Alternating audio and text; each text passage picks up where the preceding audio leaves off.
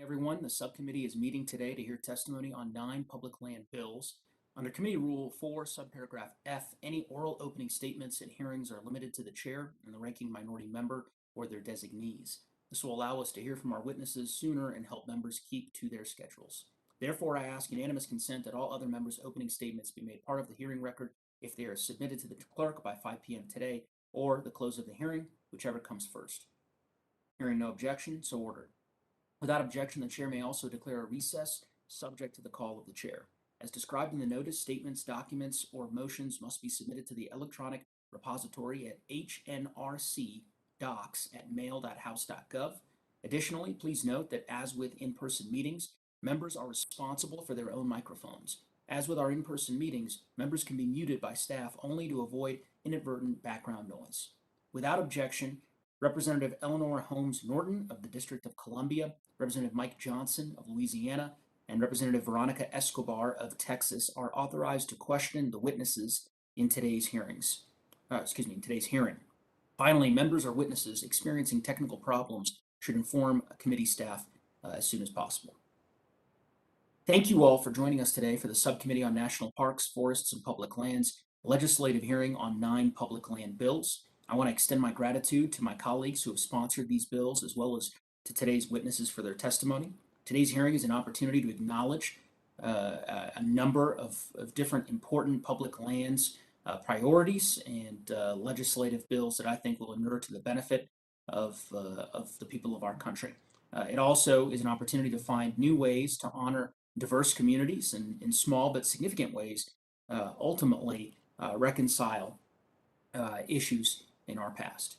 First, we will consider H.R. 4009, introduced by Representative Eleanor Holmes Norton, which recognizes the long neglected history of the Georgetown waterfront's involvement in the slave trade.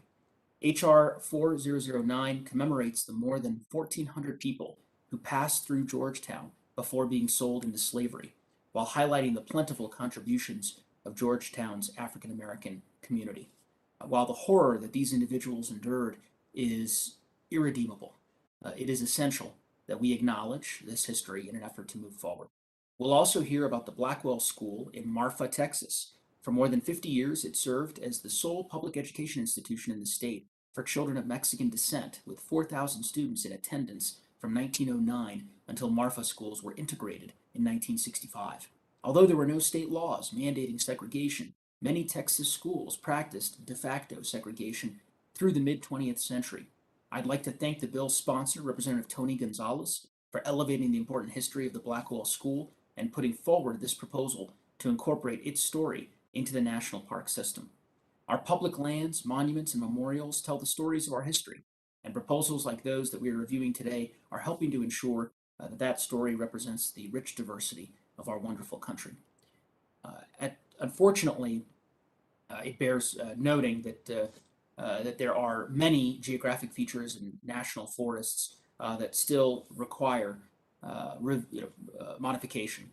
H.R. 4454, introduced by Representative Al Green, would direct the Secretary of the Interior to establish the Advisory Committee on Reconciliation in place names to advise federal agencies with respect to renaming geographic features that may contain offensive names. I also want to commend Representative Green for his leadership. Today, we'll also consider proposals from Representative Kirkpatrick and Escobar that would honor the victims and survivors of 2 horrific mass shootings. As the representative for Boulder, Colorado, I would be remiss if I didn't recognize the destruction and the grief that far too many communities like mine have faced from acts of gun violence. As you all know, my community experienced a devastating tragedy earlier this year. We will forever remember the 10 lives lost on March 22nd of this year in Boulder, as well as the 6 lives lost on January 8th, 2011 in Tucson, Arizona, and the 23 lives lost on August 3rd, 2019 in El Paso, Texas. The horrific shooting that occurred on January 8th in Tucson was the first time in our nation's history that an assassination attempt was made upon a member of Congress while meeting with constituents.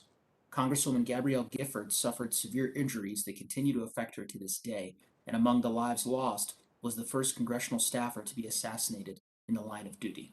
H.R. 2050, introduced by Representative Ann Kirkpatrick, would designate Tucson's January 8th memorial as a national memorial, paying tribute to the victims while highlighting the resiliency of our democracy. We'll also consider H.R. 4380, introduced by Representative Veronica Escobar, which would designate the El Paso Community Healing Garden as a national memorial. This tragedy represents the largest targeted attack against Latinos in modern American history, and it serves as a glaring reminder that too often the safety of our communities has been compromised simply because the color of one's skin. I want to thank my colleagues for their efforts in honoring the victims, survivors, and families of these tragic events. I certainly look forward to learning more from the bill sponsors and witnesses here today about these bills and other critical public land measures. And with that, I'd like to yield the balance of my time and recognize Ranking Member Fulcher for his opening remarks. Thank you, Chairman Maguse. Today we meet to discuss the merits of 9 National Park Service-related bills that are predominantly focused on preserving historic locations from our nation's past to help us better tell the unique and diverse stories that make up the fabric of America. The first one I'd like to highlight is the Save the Liberty Theater Act, sponsored by Representative Mike Johnson of Louisiana.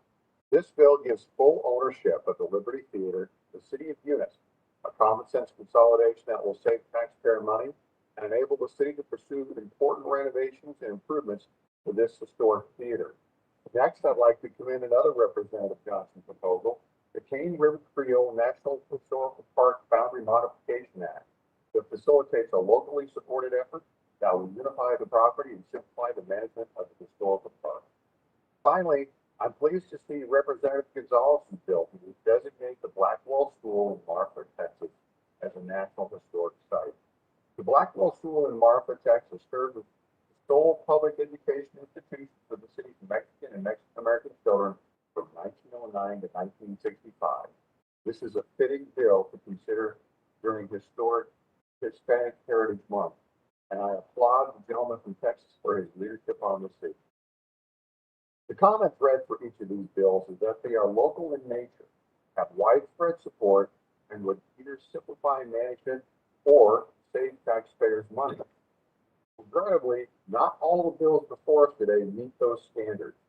Specifically, the Reconciliation in Places Names Act is a divisive, duplicative, and unnecessary virtue-signaling bill that creates an unaccountable new layer of federal bureaucracy to rewrite history under the guise of addressing so-called offensive place names.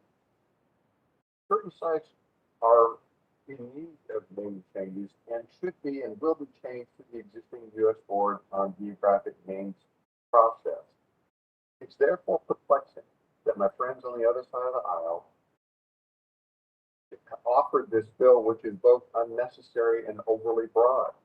The language in this bill will give a new board of unelected bureaucrats virtually unlimited power to rename sites they now deem as offensive. Where will we draw the line? Will they seek to rename the Washington Monument? What about an area that was designated by Congress for a specific name? These are all examples of unaccountable overreach that will be made possible under the bill as written. Put simply, this bill will only create more divisive conflict around this issue while doing little, nothing to actually expedite name change. I thank the witnesses for appearing here today. Look forward to your testimony, the ensuing discussions that will follow. With that, I go back to balance my time. Thank you, Ranking Member Fulcher. Now I'd like to turn to our first panel and welcome the members of Congress who wish to testify on the bills that they have sponsored. Let me remind the witnesses that under our committee rules, they must limit their oral statements to 5 minutes, but that their entire statement will appear in the hearing record. When you begin, the timer will start and it will turn orange when you have 1 minute remaining and red when your time has expired. I recommend that members and witnesses joining remotely use Stack View so that they may pin the timer on their screen. After your testimony is complete, please remember to mute yourself to avoid any inadvertent background noise. The chair will now recognize, I believe Mr. Green is not with us. If so, he can clarify. But not hearing him, the chair now recognizes the distinguished gentlewoman from the District of Columbia, Ms. Holmes Norton. Thank you, Chairman Maguse, for holding this hearing on 2 of my bills. The women who worked on the home front World War II Memorial Act would authorize the establishment of a memorial on federal land in the District of Columbia, commemorating the efforts of the 18 million American women who kept the home front running during World War II. Last Congress, the House passed this bill by voice vote. Senators Tammy Duckworth, Mike Braun, and Marsha Blackburn introduced the companion bill in the Senate. It is bipartisan. As a fifth grader, Raya Kenny, who is my constituent and the founder of the nonprofit Women Who Worked on the Homefront Foundation, developed the idea for this memorial. She rightfully questioned why the women on the home front, whose efforts were so instrumental in maintaining the stability of the country during World War II, have not received recognition for their contributions like the men who bravely fought in World War II. The work done by women on the home front during World War II opened doors for women in the workplace more widely and had a profound and lasting effect on the labor market. My second bill, Mr. Chairman, the Georgetown Waterfront Enslaved Voyages Memorial Act that you spoke of, would authorize the Georgetown African American Historic Landmark Project and Tour to establish a memorial on federal land in DC commemorating the enslaved individuals who are believed to have disembarked at the Georgetown waterfront after forced migration to the United States by way of the transatlantic slave trade. The National Capital Memorial Advisory Commission unanimously supported this bill with a recommendation that the memorial should honor all enslaved people in the United States. I support amending the language of the bill to do so, as does the project sponsor. Enslavers packed 12.5 million captive Americans into their ships, as well as chattel in the as to sell as chattel in the Americas. Enslaved Africans are believed to have first been brought through the Georgetown port in 1732. Though records are incomplete, some scholars believe that between that year in 1761, 7 ships carrying an enslaved 1,475 enslaved people arrived here. Those who survived the traumatic Middle Passage voyage were marched through tunnels and led to the C&O Canal through the sewage system to slave auction blocks on M Street, now Georgetown's main commercial thoroughfare. While the entire contribution of enslaved people in DC cannot be determined, we know with certainty that white citizens and the federal government both relied heavily on enslaved labor to build the nation's capital. We must not hide from this history.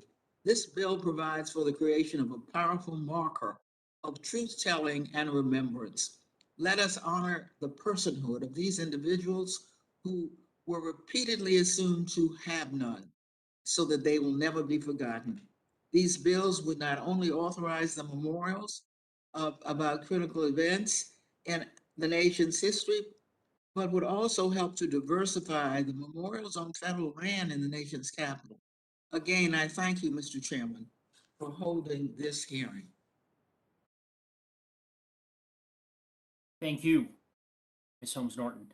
The chair now recognizes the gentleman from Texas, Mr. Green.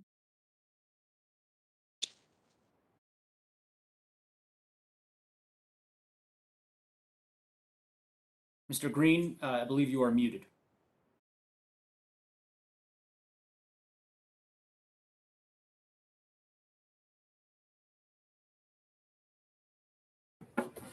Thank you, Mr. Chairman, and thank you for tolerating the technical difficulties that we've suffered this morning.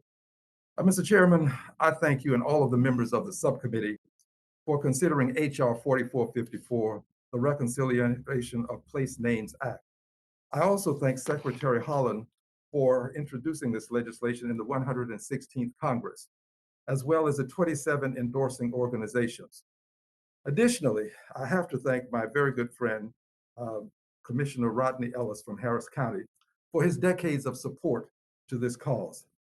Mr. Chairman, minstrel characters and other denigrating portrayals rooted in unfounded disparaging stereotypes have for too long dehumanized minorities and people of color in our country. To define them, they have used these terminologies in the most of embarrassing ways. This is evidenced in multiple facets of American life, from herald household brands to landscape and geography. Derogatory terms such as Negro, Squaw, Chinaman, and Redskin have been included in the geographical names of public places across our nation. These appellations are pernicious relics from the era of invidious discrimination that was yet lawful at the time. During this era, white supremacists imposed pernicious appellations on minorities and people of color as a tool for suppression and subjugation. They dishonor our Constitution while debasing our nation. Last summer, after the murder of George Floyd on May 25th, 2020, the zeitgeist of our time became imbued with a racial awakening as its hallmark. Private companies rebranded their decades-old racist caricatures and their logos, as well as other representations of honorosity. The federal government must take up the same just cause by renaming and rebranding any structure or geographic feature with a pernicious appellation that is maintained by tax dollars. Currently, the United States Board on Geographic Names oversees all naming processes and decisions. While the board's policies authorize changing the names of offensive geographic features, the current process is time-consuming, is underfunded, and is ill-equipped to address the vast nature of the problem. The Reconciliation in Place Names Act would specifically do the following. It would create a 17-member advisory board composed of individuals with backgrounds in civil rights and race relations to bring a depth of knowledge and experience to the process. It would solicit proposals from tribal nations, state and local governments, and members of the public, and would provide an opportunity for the public to comment on name change proposals. It would require an advisory board to make recommendations to the board for renaming and to make recommendations to Congress for renaming federal land units with offensive names. Secretary of Interior, the Honorable Deborah Haaland, introduced this legislation in the 116th Congress. I reintroduced it in the 117th Congress.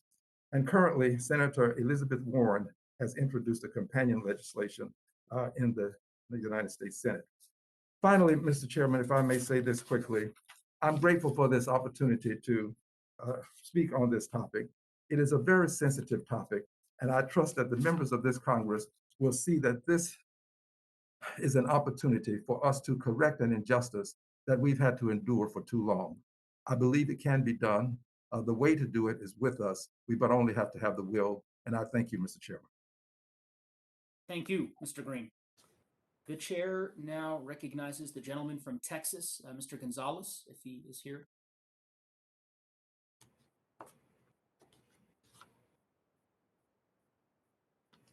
I don't believe Mr. Gonzalez is with us, so we will proceed to hear from the gentleman from Louisiana. And my apologies, Mr. Johnson, for not mentioning your important bill as well, which we're certainly eager to consider today also. So the chair now recognizes the gentleman from Louisiana, Mr. Johnson. Well, thank you, Mr. Chairman, and Ranking Member Fulcher and members of the subcommittee. I'm happy to have two bills on the docket for this important hearing. The first is H.R. 3197. That's the Save the Liberty Theater Act. The Liberty Theater is located in my district in beautiful Eunice, Louisiana, and it's been a staple of Louisiana's Cajun community for nearly a century. It's hosted famed Cajun musicians and served as an important center of culture and tourism, not only for the local community, but for all of South Louisiana. For years, the theater worked hand in hand with the neighboring Prairie Acadian Cultural Center that's operated by the National Park Service. Through this partnership, the Park Service and the city of Eunice were able to organize and carry out various cultural events that showcase the unique Louisiana heritage that so many people worldwide cherish and embrace.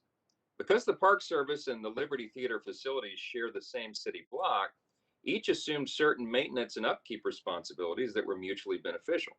Unfortunately, because of funding constraints, this shared responsibility was unable to continue, and a memorandum of understanding between the two parties was terminated.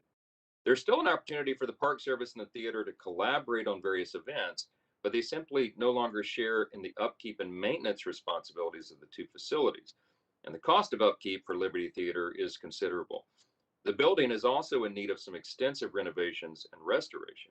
A group of local stakeholders has begun outreach to raise the funds necessary to bring the theater back to its former glory, but a technical problem remains regarding the National Park Service's ownership interest in an annex to the theater that was built to allow disabled individuals to access the facility. The ownership interest of the Park Service has made it somewhat difficult to secure restoration dollars because some believe that that interest brings red tape that would slow that necessary process. My bill remedies this problem by directing the Secretary of the Interior to convey the Park Service's ownership interest of the annex to the city of Eunice. This simple act will give the city full ownership of the theater and the annex so the community can move forward with the restoration efforts. We work closely with the Park Service on this bill, and while they haven't issued a formal statement on their position, they have reviewed the text and they deem it technically sufficient, and they have no suggested edits. We have full community support, and you'll hear from my good friend, the mayor of Eunice, on this issue in a separate panel. This is a straightforward matter that has a simple solution. So I thank you for scheduling it for today's hearing, and I look forward to working with you as the process continues. My second bill on the calendar today is H.R. 4648, the Kane River Creole National Historical Park Boundary Modification Act. As that title indicates, this bill will adjust the boundary of the Kane River Creole National Historic Park in beautiful Natchitoches Parish, Louisiana, to accommodate a historically and culturally significant piece of property and make it part of the historical park.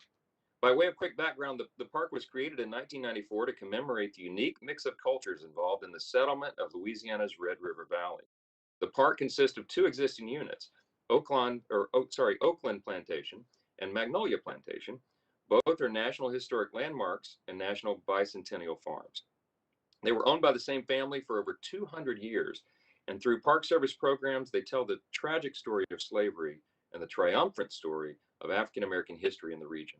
Importantly, however, when the land was originally donated to the Park Service in 1997, the donors only included certain outbuildings, and several remaining structures remained in private ownership by the descendants of the original landowners. In August of last year, the family contacted the Park Service about donating that remaining property for incorporation into the park. As I mentioned, this new donation includes culturally and historically significant structures that will enhance the visitor experience and paint a clearer picture of the history of the Red River Valley. The park superintendent has received correspondence from all concerned parties expressing a desire to transfer their interest in the privately held properties to the park. And this proposed transfer has received support from state and local leaders and many organizations that you'll hear about later today. Rebecca Blankenbaker is the executive director of the Kane River National Heritage Area. We work closely with her on this bill, and I'm confident she can further attest to the significant amount of local stakeholder support for this legislation when she appears on a later panel. In closing, I just want to thank the chairman and the ranking member once again for including these two bills in today's hearing, as they're extremely important to my constituents and to our national interest in preserving our history. I'm looking forward to working with you all to advance them both, and I yield back. Thank you, Mr. Johnson. Gentleman yields back. Is Mr. Gonzalez with us, Madam Clerk? Not, we will proceed. Unfortunately. It looks like Tony just joined the, Oh. I think Tony just joined the chat. Or not the chat, but the meeting. Mr. Gonzalez?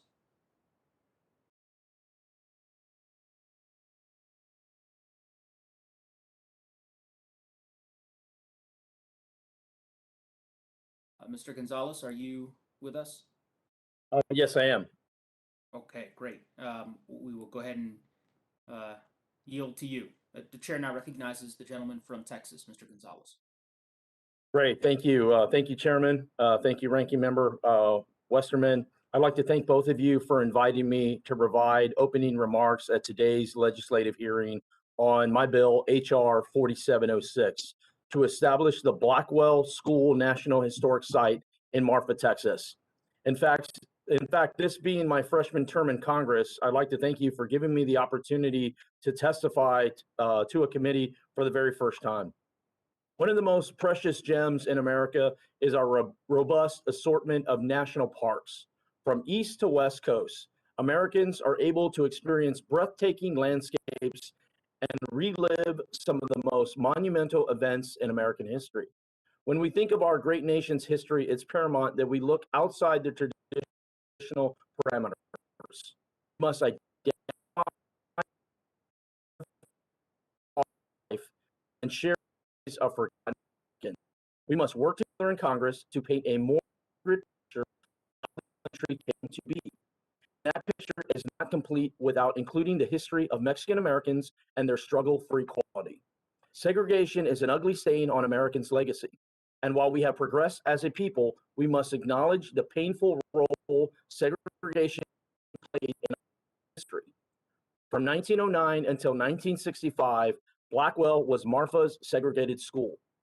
Though at the time, law mandated separate schools for African Americans, it was optional for school districts to decide whether or not to segregate Mexican students. Marfa chose to segregate. In July of this year, I joined my good friend, Representative Phil Vela from Texas, in introducing this bipartisan piece of legislation. Additionally, my friend, the senior senator from Texas, Senator John Cornyn, introduced this bill in the Senate with his colleague, Senator Padilla of California. This is not a complex legislation. The Blackwell School Bill aims to do four things: establish the Blackwell School National Historic Site as a unit of the National Park System. By doing so, this will help preserve, protect, and interpret for the benefit of future generations. As you know, the site may not be established until the Marfa School District enters an agreement with the National Park System. They are ready to do so. Lastly, my bill prohibits any private property or non-federal public property from being included within the boundaries of the historic site or managed as part of such site without the written consent of the owner. My district, Texas 23rd Congressional District, is home of 8 of Texas's 16 national parks, Big Bend being the most famous. As I travel across my 29 county district, I have seen firsthand the positive economic, ecological, and social impacts national parks have on the surrounding communities. Establishing the Blackwell School as a center of education and tourism will help bring much needed economic support to Presidio County and the town of Marfa. Though not every story of our past is one to take pride in, there are stories to be told and honored from every chapter in the story of America.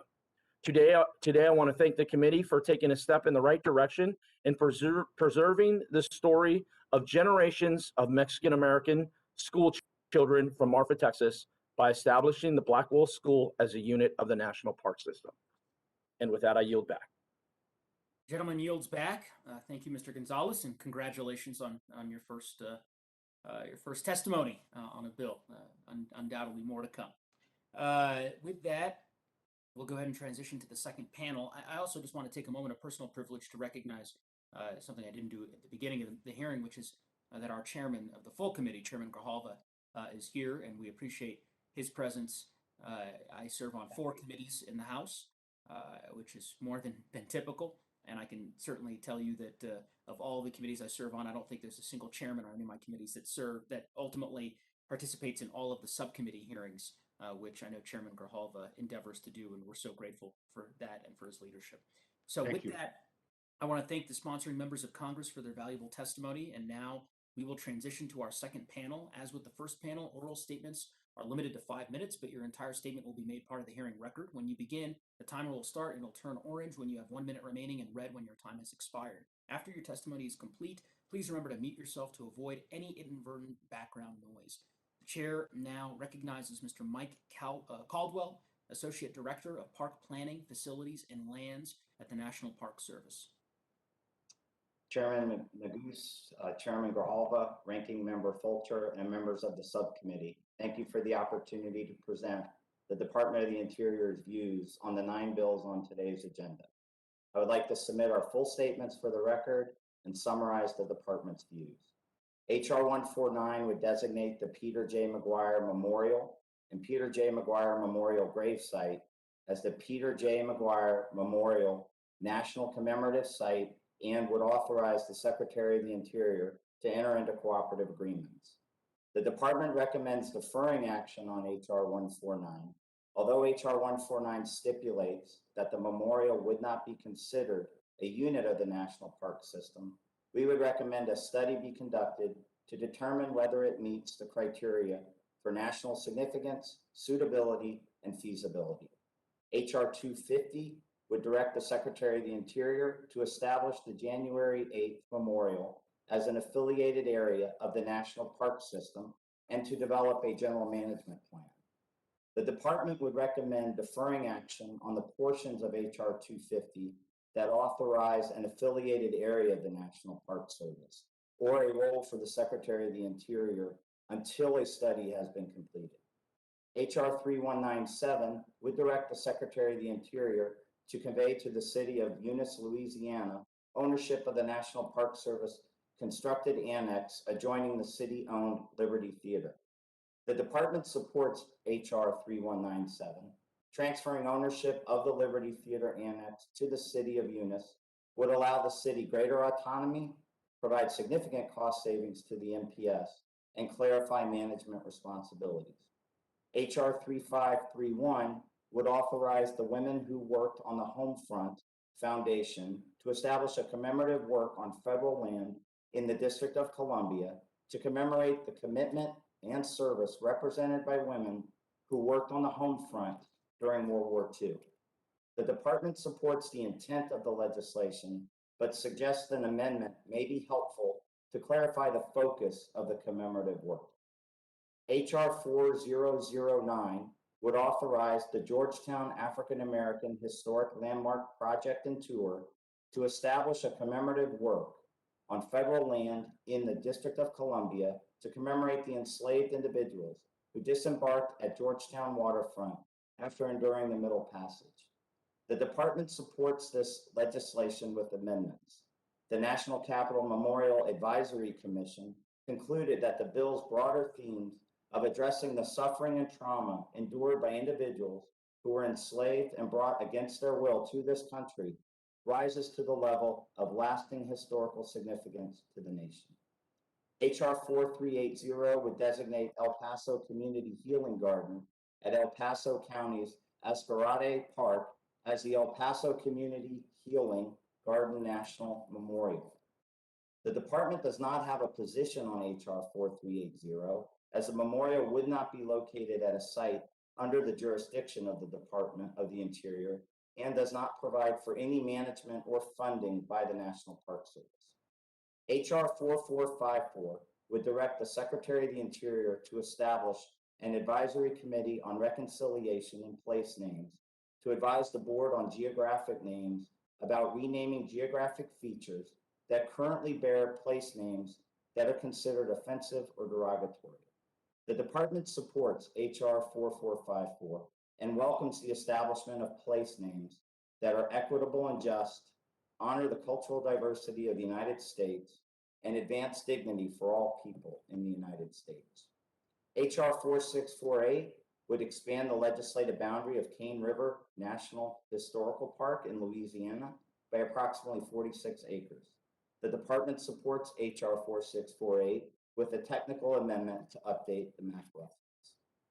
HR 4706 would establish Blackwell School National Historic Site as a unit of the National Park System upon meeting certain conditions.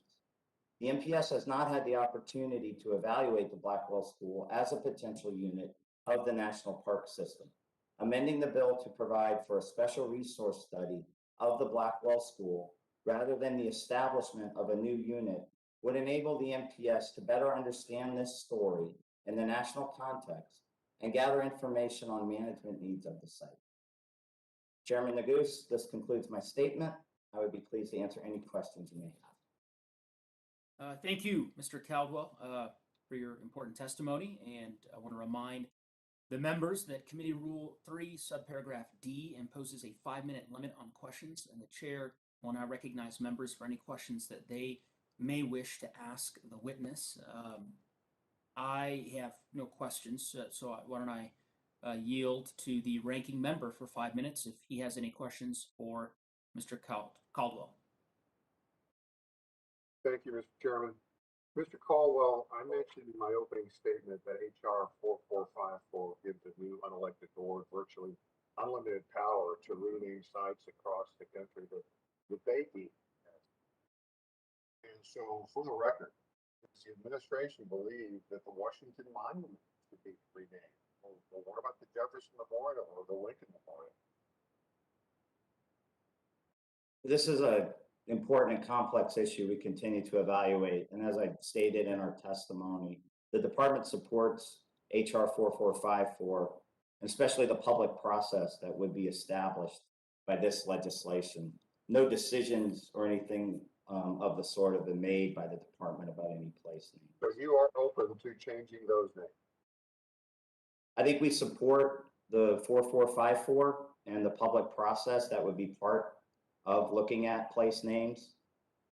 In those cases, We are very supportive of equitable and just and names that honor the cultural diversity of the U.S. and advance dignity for all people of the United States, as I did in the testimony. those cases, that is a clear rewrite of this.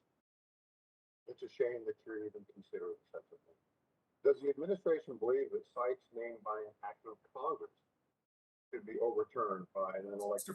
Mr. Fulcher, if I just may interrupt you, I'll let the time continue, but if you could just talk a little louder or turn the volume up, I think we're having a little difficulty hearing you.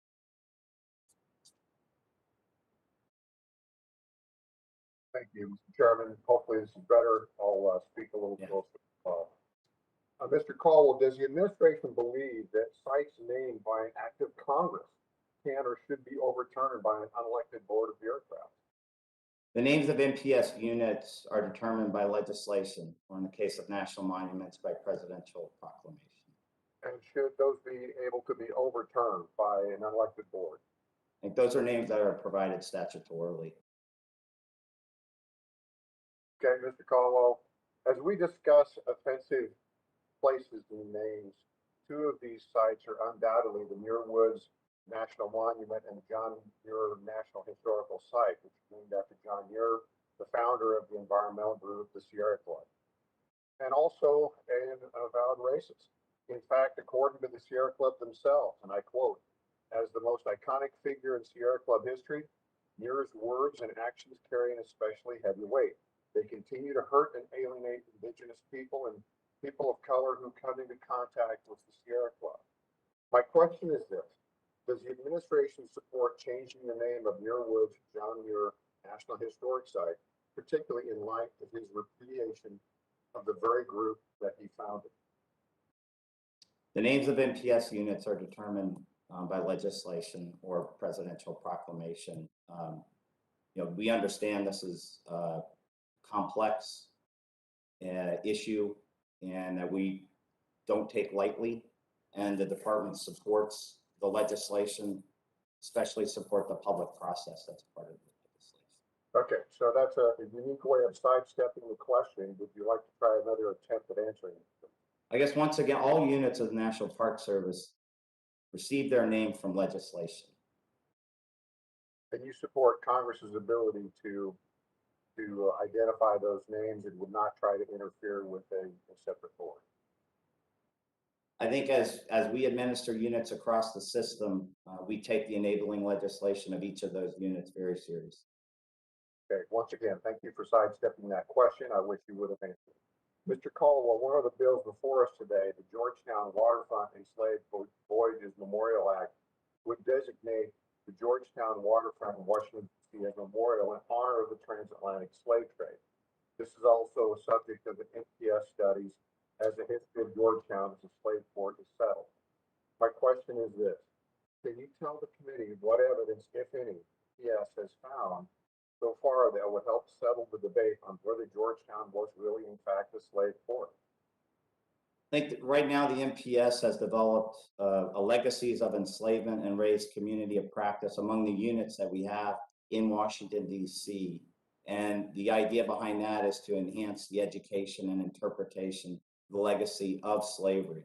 If authorized, the memorial will enhance existing programming at CNO and Rock Creek Park, including wayside exhibits, walking tours, story maps, and online educational resources that tell the story. And the historical research will continue on that area. So is that another way of saying that you don't know? I think it's an important part of the story that we already tell, and we'll continue to try to strengthen the telling of that story. Mr. Chairman, I'm out of time. I will back. Thank you. The gentleman yields back. I'll recognize myself. I won't use the full 5 minutes, but just as perhaps a bit of, by way of background and context, I think for the rest of the committee members, this is the second panel. We will have a third panel of witnesses who will testify in support of the various bills that we're considering today. Mr. Caldwell, as you all know, is an administration witness. He is here as part of the second panel to provide technical insights and the administration's position with respect to legislation that we are considering. And so we'll just encourage folks, obviously, take all the time you need, but I would hope that we would recognize that Mr. Caldwell is here for that unique and limited purpose, and that members will have plenty of opportunities to question the witnesses who were identified in support of these bills on the third panel. With that, I will now recognize Vice Ranking Member Tiffany, if he has any questions. Mr. Tiffany?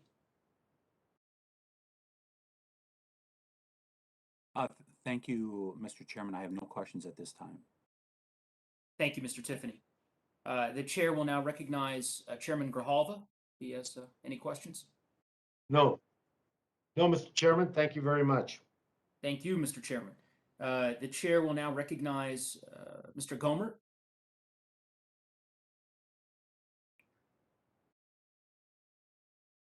Hearing none, the chair recognizes Mr. Tonko.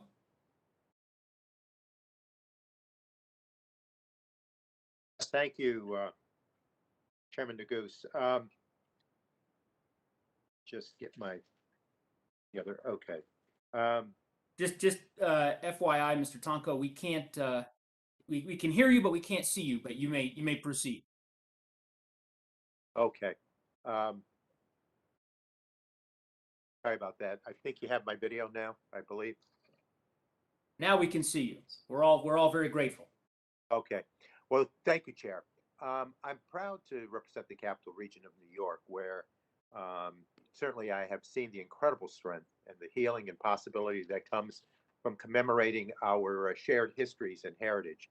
We're fortunate to have several national heritage areas that instill a strong sense of place in our communities, provide individuals with a place to gather and reflect, and strengthen local economies in the process.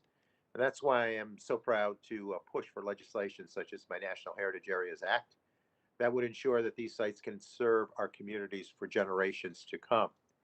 And it is, I think, very important that all communities and identities not only have access to these precious sites, but also see themselves and their stories reflected within them. So, Mr. Caldwell, how is the National Park Service making our parks more inclusive, both in the stories that they tell and the visitors who enjoy them? Well, thank you, Congressman. Certainly appreciate your role in many of the heritage areas across your part of the state. I think one of the things that we have tried to emphasize, certainly in the recent past, and as identified in our National Park System Plan that was issued in 2017, that the establishment of a National Park Unit is not the only avenue to increase diversity and representation under the NPS umbrella. And sharing previously untold stories within existing units and programs also provide opportunities to expand the narratives. And as you alluded to and are certainly familiar with, whether they're heritage areas, affiliated areas, national trails, wildlife, wild and scenic rivers, the NPS can leverage its expertise and funding to work with communities in collaboration and do something together that we could not have done individually. Okay, and I thank you for that. And what are some of the biggest barriers that remain to making our parks reflective of the stories of all Americans and accessible to all Americans? I think we continue to work at continuing to look at stories through different eyes, different perspectives. Our civic engagement of our superintendents across the country is critically important.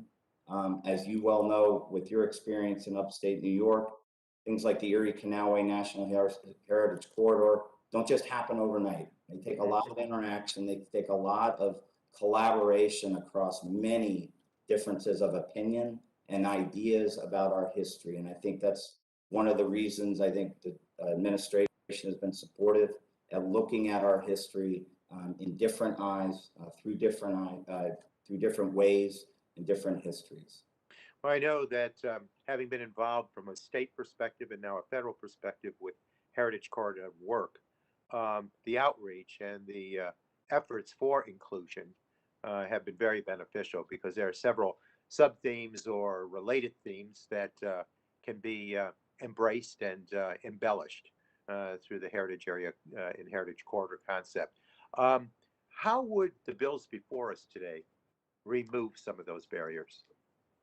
So I think in the case of, say, the McGuire Memorial, the commemorative site, designation, that's a designation that's relatively new. I think there's 3 across the country, but I think the importance of cooperative agreements, being able to provide that technical assistance to different communities that are affiliated with these sites, I think is one of the critical aspects that could help improve exactly what you're asking me. Okay, well, I look forward to strengthening that partnership with the agency so that we obviously can do everything to having people feel part of a process that is so significant to not only define the sense of place, but to provide that spirit that built that place. So I thank you. And with that, Chairman Neguse, I yield back. Gentleman yields back. The chair now recognizes Mr. Lamborn for 5 minutes.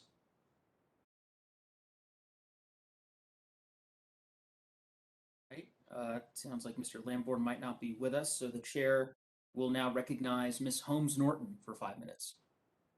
Thank you, Mr. Chairman. I have a question for Mr. Caldwell. Mr. Caldwell, around the world from Ghana to El Salvador, there are memorials that recognize the legacy of enslaved Africans.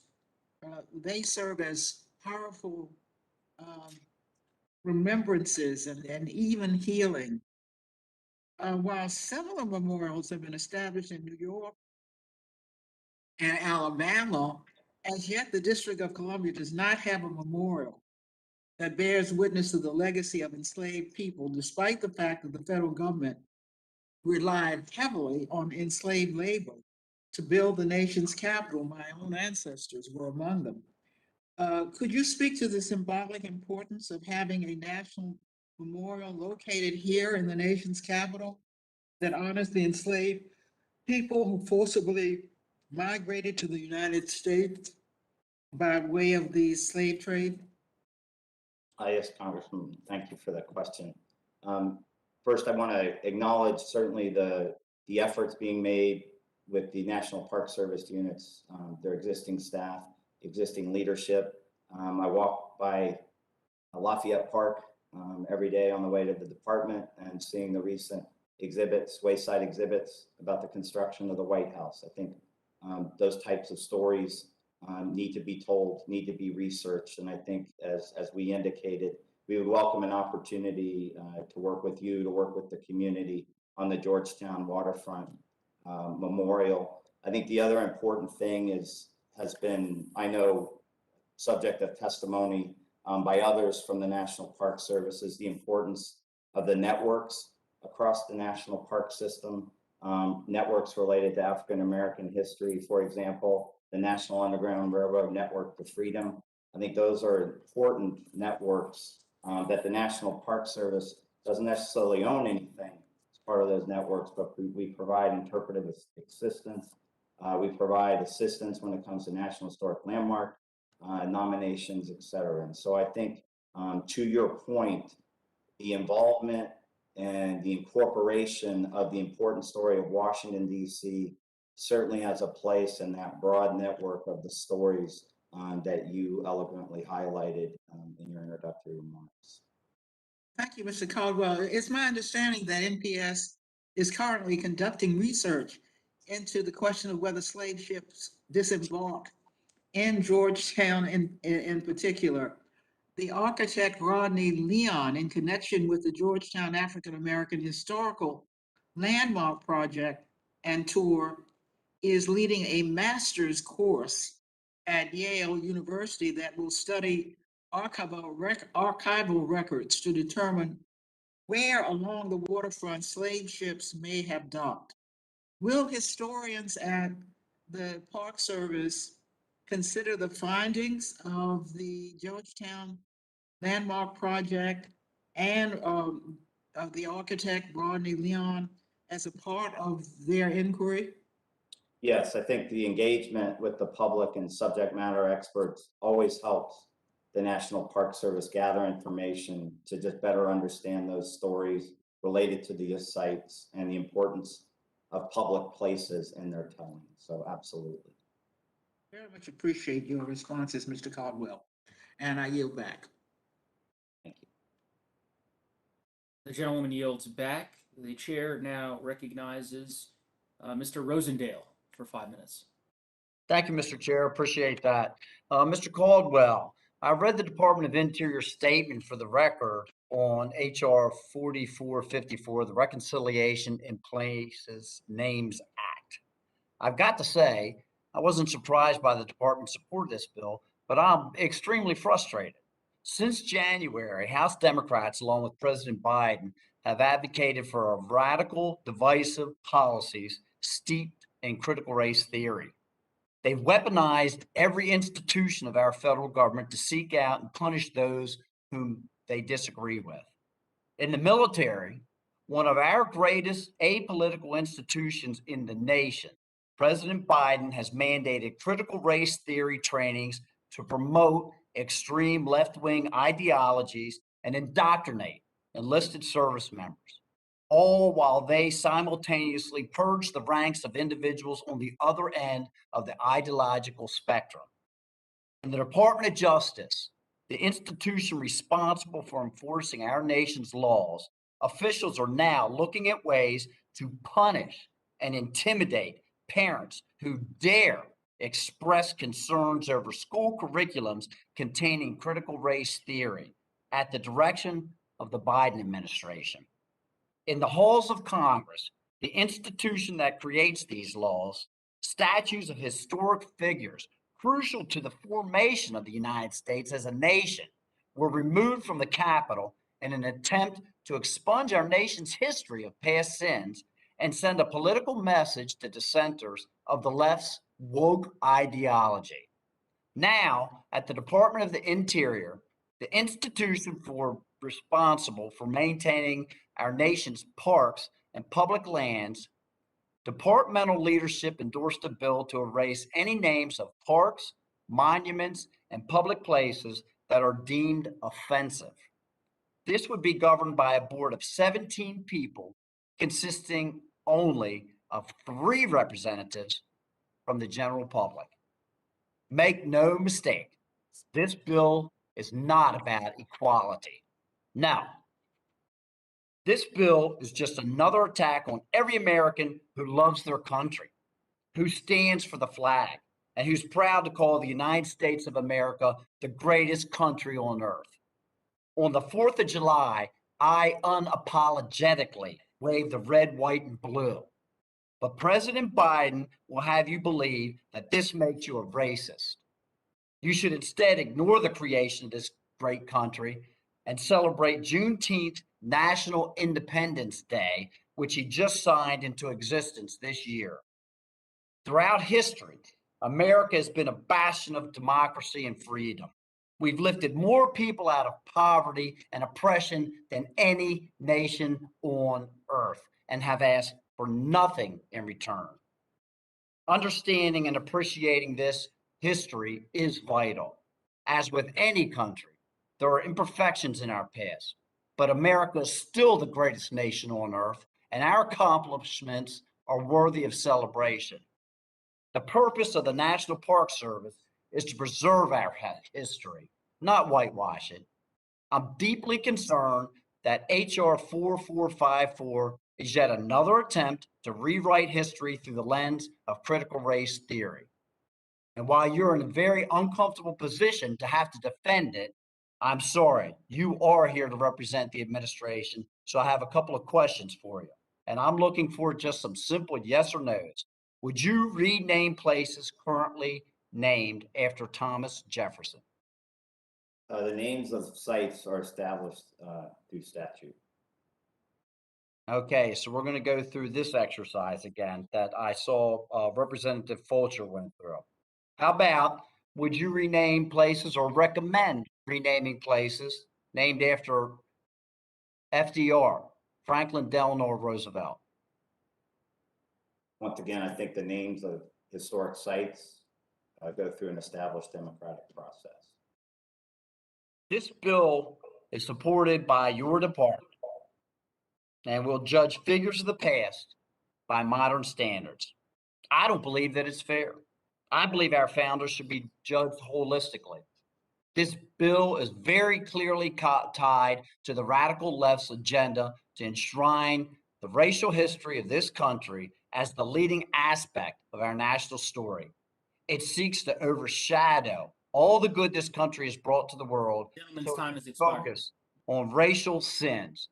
America is a great nation, and any efforts to cast or otherwise should be opposed. I yield back. Gentleman's time has expired. Gentleman yields back. The chair now recognizes Mr. Grijalva. Thank you. And let me, real quick, if I may, Mr. Chairman, Mr. Director, the legislation 4554 that, as I understand the tenor of the questioning to you by the minority is the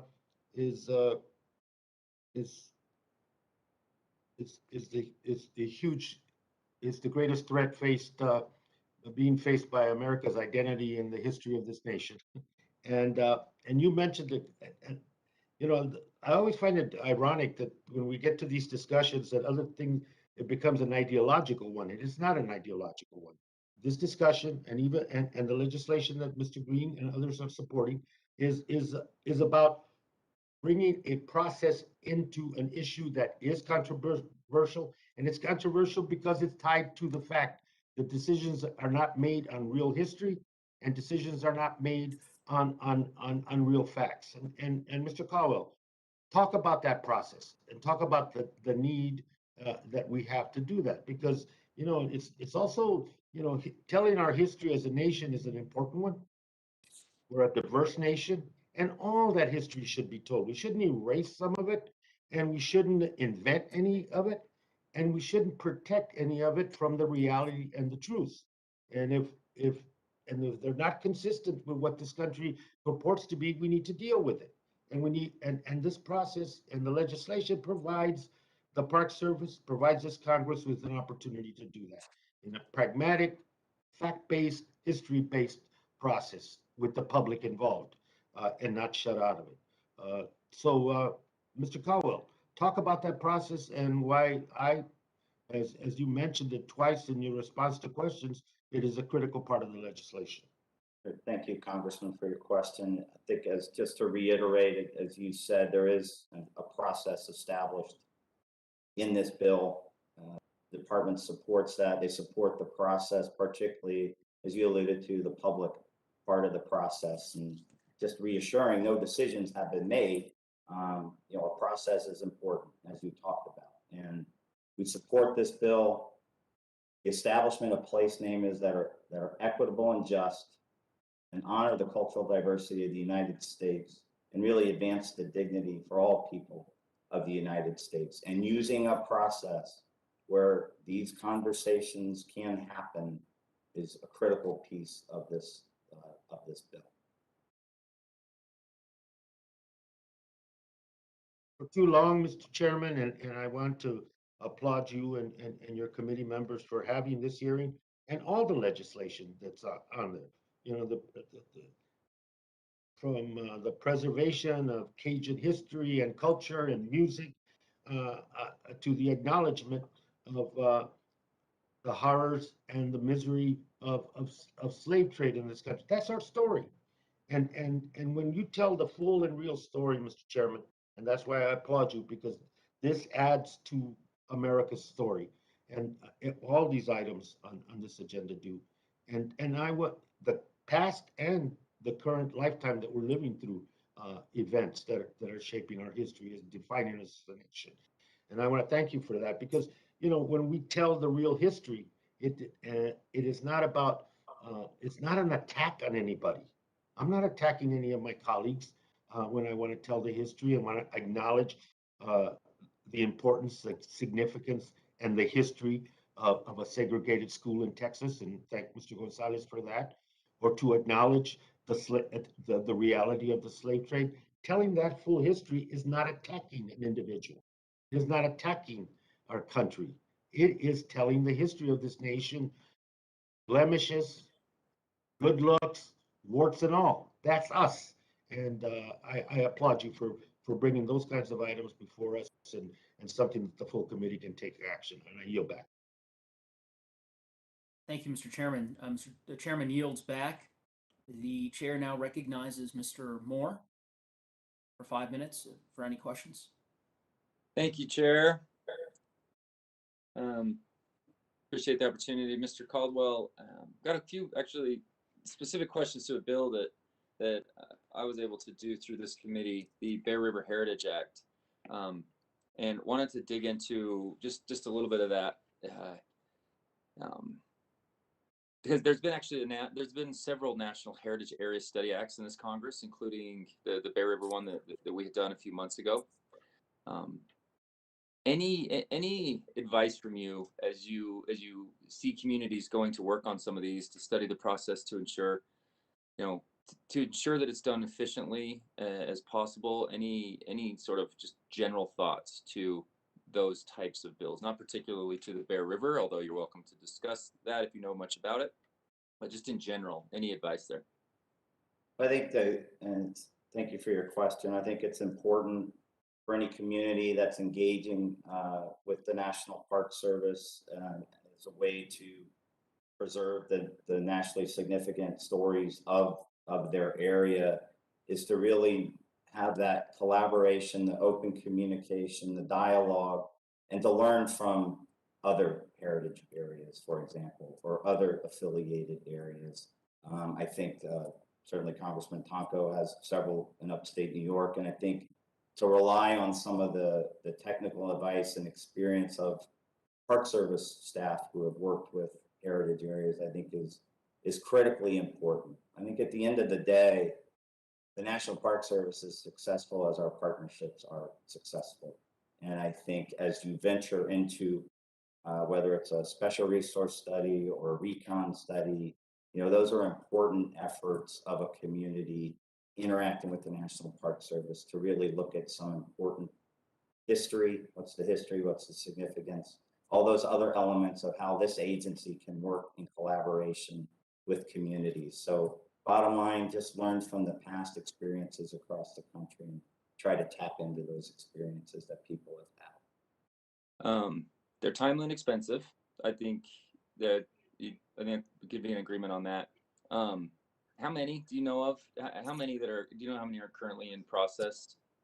My question's about backlog, right? Like understanding, Sure. Why such a big backlog, and just a general sense for how many they are, so I can communicate. Right now, we have in the pipeline, we have about 25 authorized studies and 8 reconnaissance surveys pending. So that's our backlog. Where our goal, our work plan talks about getting about 7 out to Congress in 21. And I think what I would say in terms of our needs to improve our processes internally, as we identified in our National Park Systems Plan that we issued in 2017, and we could certainly provide you a copy of that. We speak to how do we internally in the National Park Service perhaps expedite our process? What opportunities do we have to, for however you want to put it, speed up the process internally to get to these determinations in perhaps a more efficient way? And so we allude to that in the National Park System Plan. And like I said, happy to follow up with the committee staff and go over some of the things that we're at least considering now internally within our agency to expedite those. And that's the essence of my question is what can we do to expedite? What can we do to make this a little more timely process? The folks that have been working on the Bear River Heritage Study Act, I mean, it's been years, it's been decades that they've been wanting to do this. I would love to be a part of getting this in the right direction. I oftentimes think that my consulting background that I just left the management consulting world. I would love to find a way to dig in and actually make changes here. So know that our office is very, is very important to us, but we'd be willing to dig in if there's anything we can do to help, untangle some of this, because the backlog will even be more of a disruption and a frustration for my constituents. So yeah, but that's the essence of my question. Largely a big backlog. Got to make it more timely and efficient, and really appreciate you making that a focus. So thank you, Chairman. I yield back. Thank you, sir. Gentleman yields back. The chair now recognizes Ms. Ledger Fernandez if she has any questions.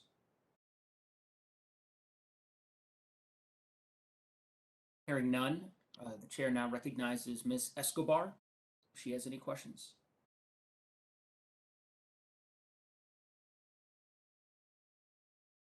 Hearing none. Ms. Escobar? Hi, Mr. Chairman. No, thank you. No questions. I'm here to introduce my constituent for the next panel. Oh, terrific. All right. Well, then we will go ahead and proceed to the next panel. Thank you, Mr. Caldwell, again for your testimony and for indulging us with your time today. We certainly appreciate it. Thanks, sir. We will now transition to the third panel. As with the first two panels, oral statements are limited to 5 minutes, but your entire statement will be made part of the hearing record. When you begin, the timer will start and it will turn orange when you have 1 minute remaining and red when your time has expired. After your testimony is complete, please remember to mute yourself to avoid any inadvertent background noise. I'll also allow the entire panel to testify before questioning the witnesses. Before introducing our witnesses, I will remind non-administration witnesses that they are encouraged to participate in the witness diversity survey created by the Congressional Office of Diversity and Inclusion. Witnesses may refer to their hearing invitation materials for further information.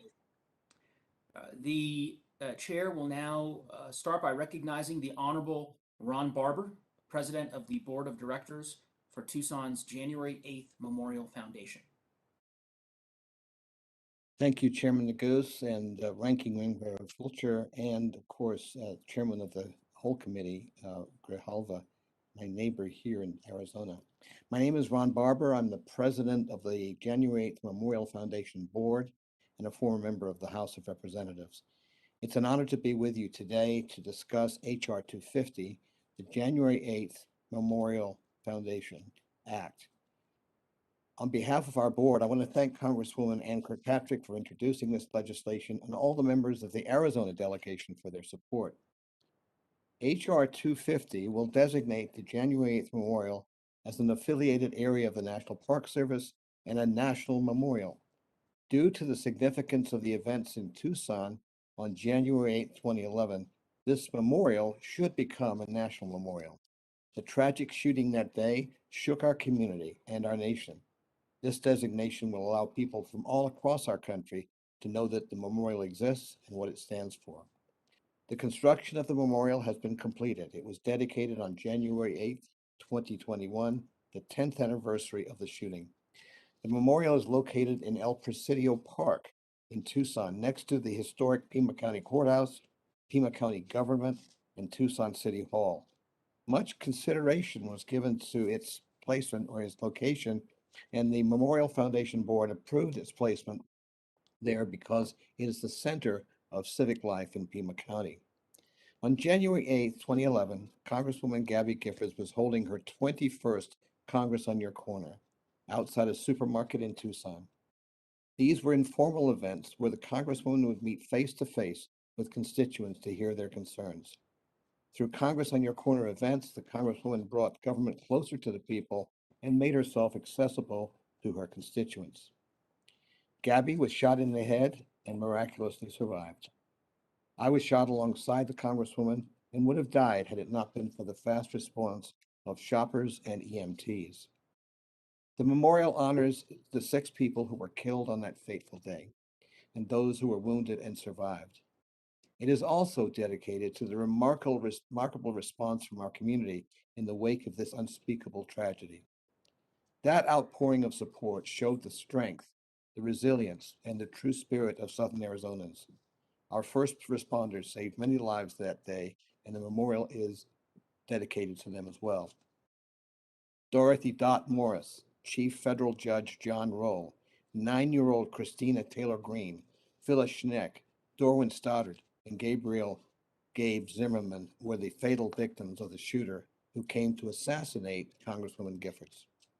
The memorial includes tributes to each of those who died, as well as 13 others who were wounded.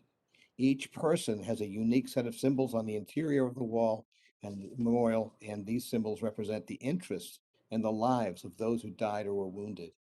The memorial is also includes symbols representing critical events in Tucson's history, which show the city's resilience and strength in the face of adversity.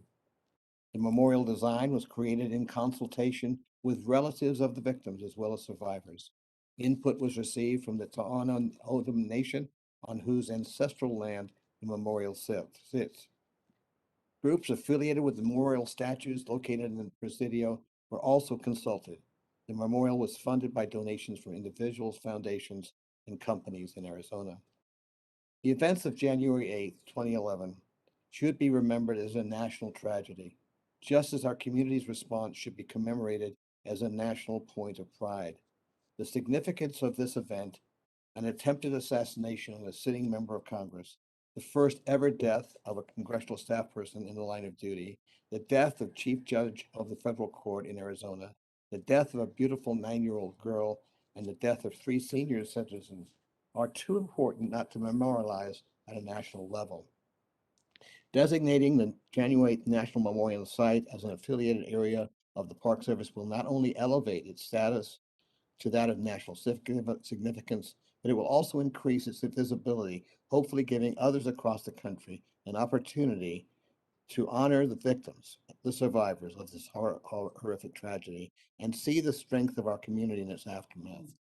We were determined not to let this tragedy define us. What happened after the shooting in this memorial defined the compassion and caring that came to each of us from our community and contributed to our healing. Thank you, Mr. Chairman. I look forward to the questions.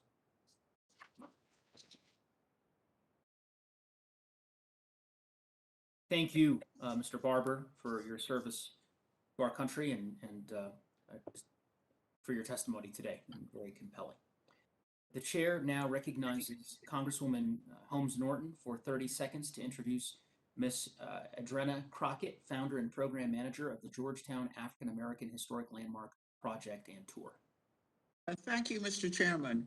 I'm pleased to introduce Adrena Crockett to speak on behalf of my bill, HR 4009. She's a Georgetown University alum.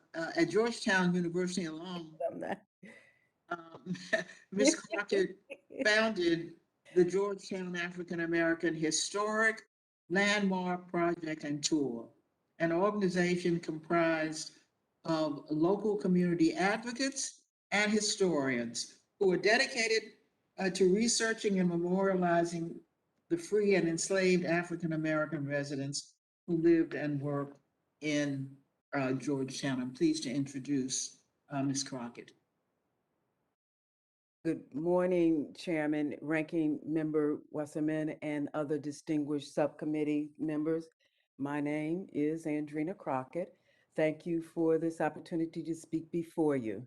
HR 4009, the Georgetown Waterfront Enslaved Voyage Memorial Act, would authorize the establishment of a commemorative work in the District of Columbia recognizing the contributions of people of African descent who were brought to American shores against their will and who toiled without recognition or compensation. This commemorating work shall serve as a place of reflection and healing for all Americans. A plaque is not an option to commemorate the 388,747 Americans who survived the voyage to mainland North America, nor the approximate 42 million descendants currently living in the United States. As a sponsor of the bill, I testify to the lasting impact on our nation as we progress towards a more perfect union and the lasting impact on the world as other nations watch and learn. The bill was submitted based on data compiled into the slave trade database hosted by Rice University and after the designation of Georgetown Waterfront as a UNESCO Site of Memory. Confronting researchers are records during that period that include Georgetown, Piscataway, Port Tobacco, and smaller Maryland landings, collectively known as North Potomac. During the National Capital Memorials Advisory Commission meeting, a recommendation to amend the bill to propose a national memorial was made.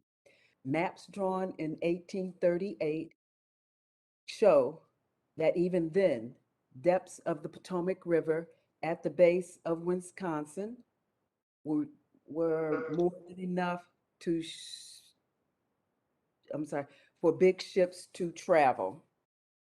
Diagrams depict the ship's construction capable of navigating these waters. The 14th Street Bridge was not built until 1808. The memorial is not so much about how the enslaved got here, but their survival. The 1800 U.S. Census records 1,449 enslaved and 277 free African Americans out of a total of 120 when Georgetown officially was a part of Montgomery County, Maryland. As mentioned, we do have Yale University and other scholars conducting research. Unfortunately, many enslaved worked under inhumane conditions, their identity stripped, their last names removed, their religion eliminated, and after the Civil War and emancipation, those freed had their dignity suppressed by Black codes and Jim Crow laws enacted to keep them in servitude. The United States did issue a formal apology, H.R. 194 in 2008. Representative Cohen, Democrat from Tennessee, said only a great country can recognize and admit its mistakes and then travel forth to create indeed a more perfect union. In the apology for the enslavement of African Americans, Senate concurrent Resolution 26 in the 111th Congress on the behalf of the United States citizens acknowledged fundamental injustices, cruelty, and brutal treatment. This apology was primarily symbolic, but a step forward in atoning. The District of Columbia has no physical or natural sites to convert into a memorial to dedicate to commemorate those families who were torn apart. There are memorials and monuments recognizing legacies of the enslaved in different forms around the world. Pelourinho in Brazil, the Ark of Return at the United Nations headquarters in New York, La Citadelle La Ferrière in Haiti. Erecting a memorial sends a positive and powerful message. 158 years after the Emancipation Proclamation, it is befitting that a memorial be erected among the many monuments, memorials, and embassies for all Americans to pause for a moment to erase just one drop of pain. A simple "we acknowledge your existence" can have a profound impact on erasing years of neglect. Indicative of triumph over guilt and shame, flower sellers in the market at Washington, D.C. illustrates in 1870 a blending of cultures, ladies with African head wraps and American style dresses This location is known as the Georgetown Market at 3276 M Street. Once again, I thank you. I thank the committee. I thank Congressman Norton for allowing me this time to speak before you. Thank you. The gentlewoman yields back. The chair, thank you for your testimony today. The chair now recognizes the Honorable Rodney Ellis, Commissioner on the Commissioner's Court of Harris County, Texas. Thank you, Mr. Chairman, and members who give me a chance to participate. I am Rodney Ellis, and I'm pleased to be with you today. Here we go. I'm here to testify in support of Representative Al Green's legislation, H.R. 4544, the Reconciliation Act, Reconciliation and Place Names Act. Harris County is the third largest county in the country. We have about 4.7 million people. I represent about 1.2 million. It includes parts of Representative Green's district. It is very ethnically and culturally diverse. There are over 1,000 units of federally owned public land that contains some racially offensive term in that title. I have had the opportunity to work on this issue for many years. There are names around this country such as Negro, Red Man, Wetback, Squaw, BITCH, Darky, Chink, Coon, Redskin, Dead Negro, Dead Indian, and various other names. As the committee knows, the United States Board of Geographic Names, BGN, oversees all naming processes and decisions on public land. The board's current administrative process to change names is long drawn out and very cumbersome. At the stroke of a pen years ago, someone was easily able to name a piece of nature an offensive slur that dehumanizes people. Yet today, there's a complicated process to do what ought to be relatively simple. We have to step back and ask ourselves, why is it so hard to change these racist and derogatory names of public land? I've experienced this complicated process firsthand when I was working to change the offensive names in my community. It was a lake that was named Negro Lake. In 1991, over 30 years ago, as a member of the Texas Senate, I co-sponsored legislation to get rid of about 19 racially offensive names on public lands throughout the state of Texas. We were able to pass the legislation in a bipartisan manner. And I found out about a year ago that despite that law passing the Texas House and the Senate and being signed into law by the governor of Texas, the BGN denied changing those names. These applications would need to go through the BGN's time-consuming and complicated application review process, again with additional documentation of local community support. Over the last year, I worked with my former colleagues in the Texas legislature to change these offensive names on public lands in the state of Texas. And we urged the BGN to revise its processes. Finally, in June this year, the BGN approved the applications to change the names of 17 sites in Texas with the word Negro to their current titles. And I commend them for doing that. Across our country, there's still more than 1,000 or so geographic sites that are racially offensive. This federal legislation that I support should do exactly what its title calls for, a Reconciliation in Place Names Act that would streamline the process and make it a lot more palatable. It's an issue that I think is ripe. It's an important issue. I appreciate Congressman Green picking up the mantle, and I'd be more than happy to answer any questions, but we'd like to get this done. Thank you, and I yield back my time. Thank you for your testimony. The gentleman yields back. The chair now recognizes Ms. Escobar from Texas for 30 seconds to introduce Mr. Albert Hernandez, the author of El Paso's Darkest Day. Thank you, Mr. Chair. Before introducing our panelist, I'd like to first express my gratitude to you for holding this hearing. On August 3rd, 2019, a domestic terrorist drove nearly 10 hours from Central Texas to a Walmart in El Paso, where he carried out the deadliest targeted attack against Latinos in modern American history. He confessed to wanting to massacre Mexicans and immigrants, parroting racist language used by a past president and still used today by some in positions of power. Our community was devastated, and more than 2 years later, we're still dealing with the trauma, loss, and injustice that was inflicted on our community. County of El Paso, in order to honor and commemorate the 23 innocent lives lost that day, built a beautiful and serene healing garden. I'm grateful to the county for ensuring we never forget, and I'm asking Congress and the President to ensure this place of peace and comfort becomes a national memorial. I'm proud to introduce one of my constituents today, Mr. Albert Hernandez, who was personally affected by the tragedy that struck our community on August 3rd. Mr. Hernandez is a proud graduate of the University of Texas at El Paso in education. He was one of the Texas activists who fought against the Sierra Blanca nuclear waste dump site in our region. He continues to reside in our community of El Paso, Texas, and through his book and continued advocacy, he's become a voice for the fallen at the El Paso massacre at Walmart. Mr. Chairman, I yield back.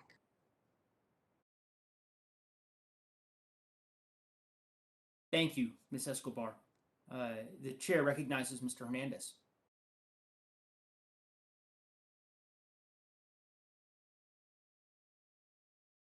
Oh, and Mr. Hernandez, I believe we see you, but we can't hear you. If you might unmute.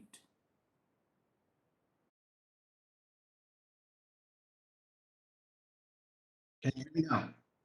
Yes, Can you hear me we now? can. All right, thank you. Good morning.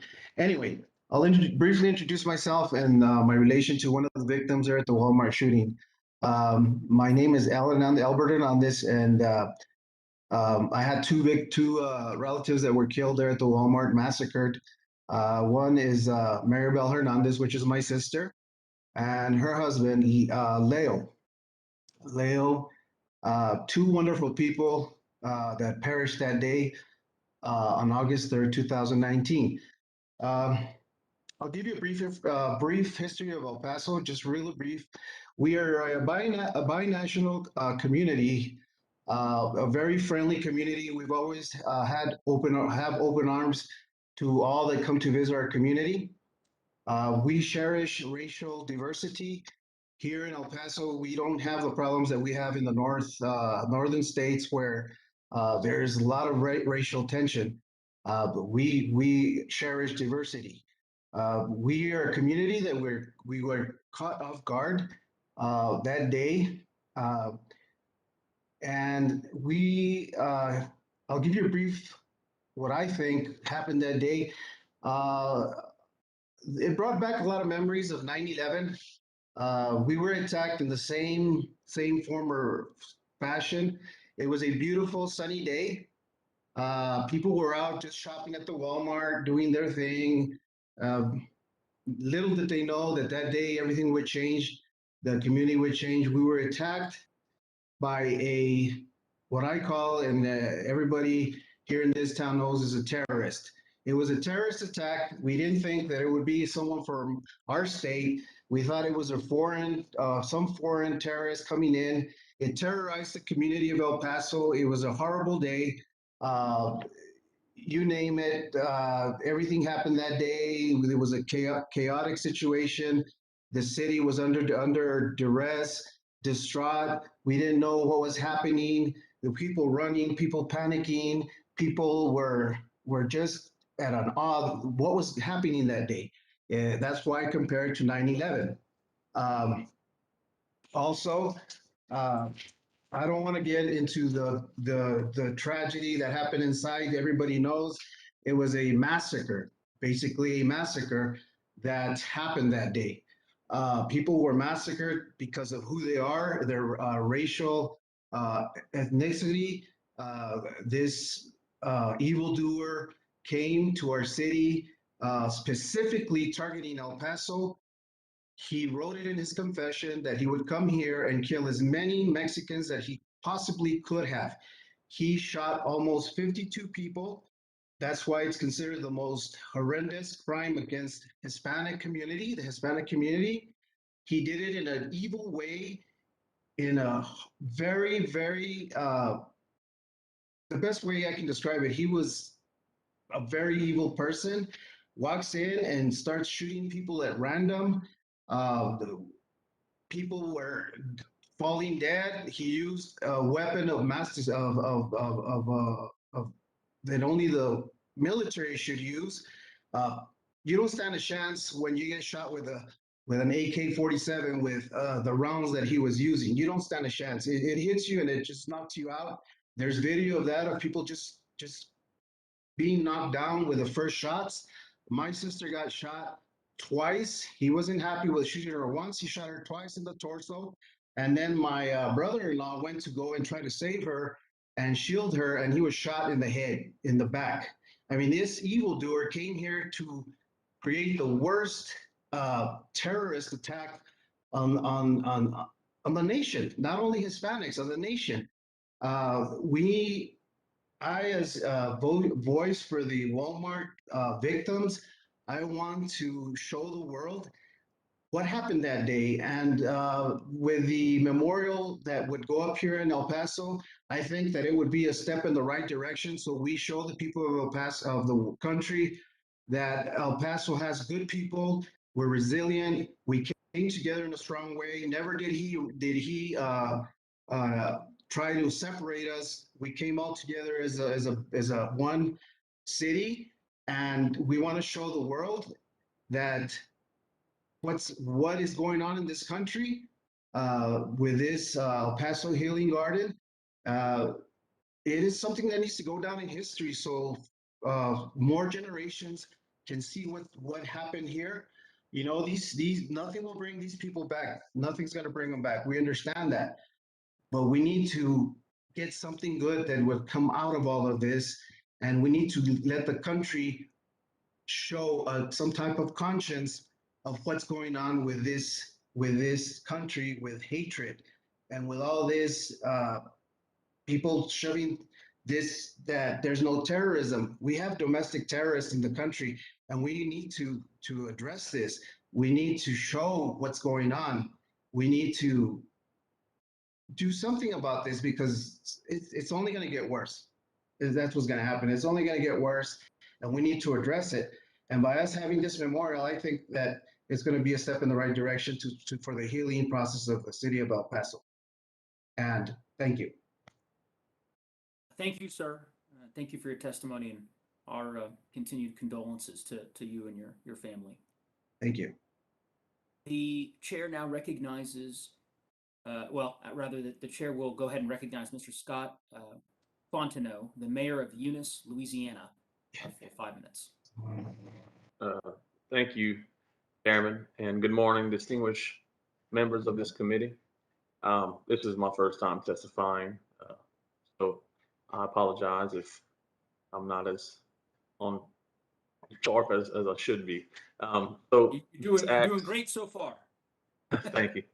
So this act, HR 3197, introduced by Representative Mike Johnson, Save the Liberty Act of 2021. This is very important to our city and our region. Just to give you a quick breakdown of what's going on here in the city of Eunice, Louisiana. We're located South Louisiana in Acadiana. We're in a part of the country where our people were exiled from Nova Scotia, nearly 300 years ago, and settled down here in South Louisiana. My father and grandmother both speak French. Unfortunately, I didn't pick up on the language because it was frowned upon in schools. Although I'm doing my best to learn Cajun French again. To the Liberty Theater. The Liberty Theater is a crown jewel in our small community here in Eunice. Our history and heritage have attracted thousands of visitors from all over the world. It adds charm and entices people to make Eunice their home also. We're having people move here because they just love it down here. They love the people, the culture, the cuisine. So Eunice, we already have an established and widely recognized cultural character. And actually the Liberty Theater is deeply rooted into the component of Eunice's Cajun culture and a key player in the continued tourism appeal for our city and South Louisiana. Closing of the theater, we ended up closing our theater back right prior to the pandemic when the restrictions on large gatherings here in our state. But we were also in the process of closing, so it kind of happened in the right timing, should I say. Unfortunately, the national park, we had a memorandum terminated between the city and the national park. And that was just some cost cutting measures on the national park side. We still have a standing relationship with the Park Service. They have been great for the city of Eunice and our region. The people who work for them are great.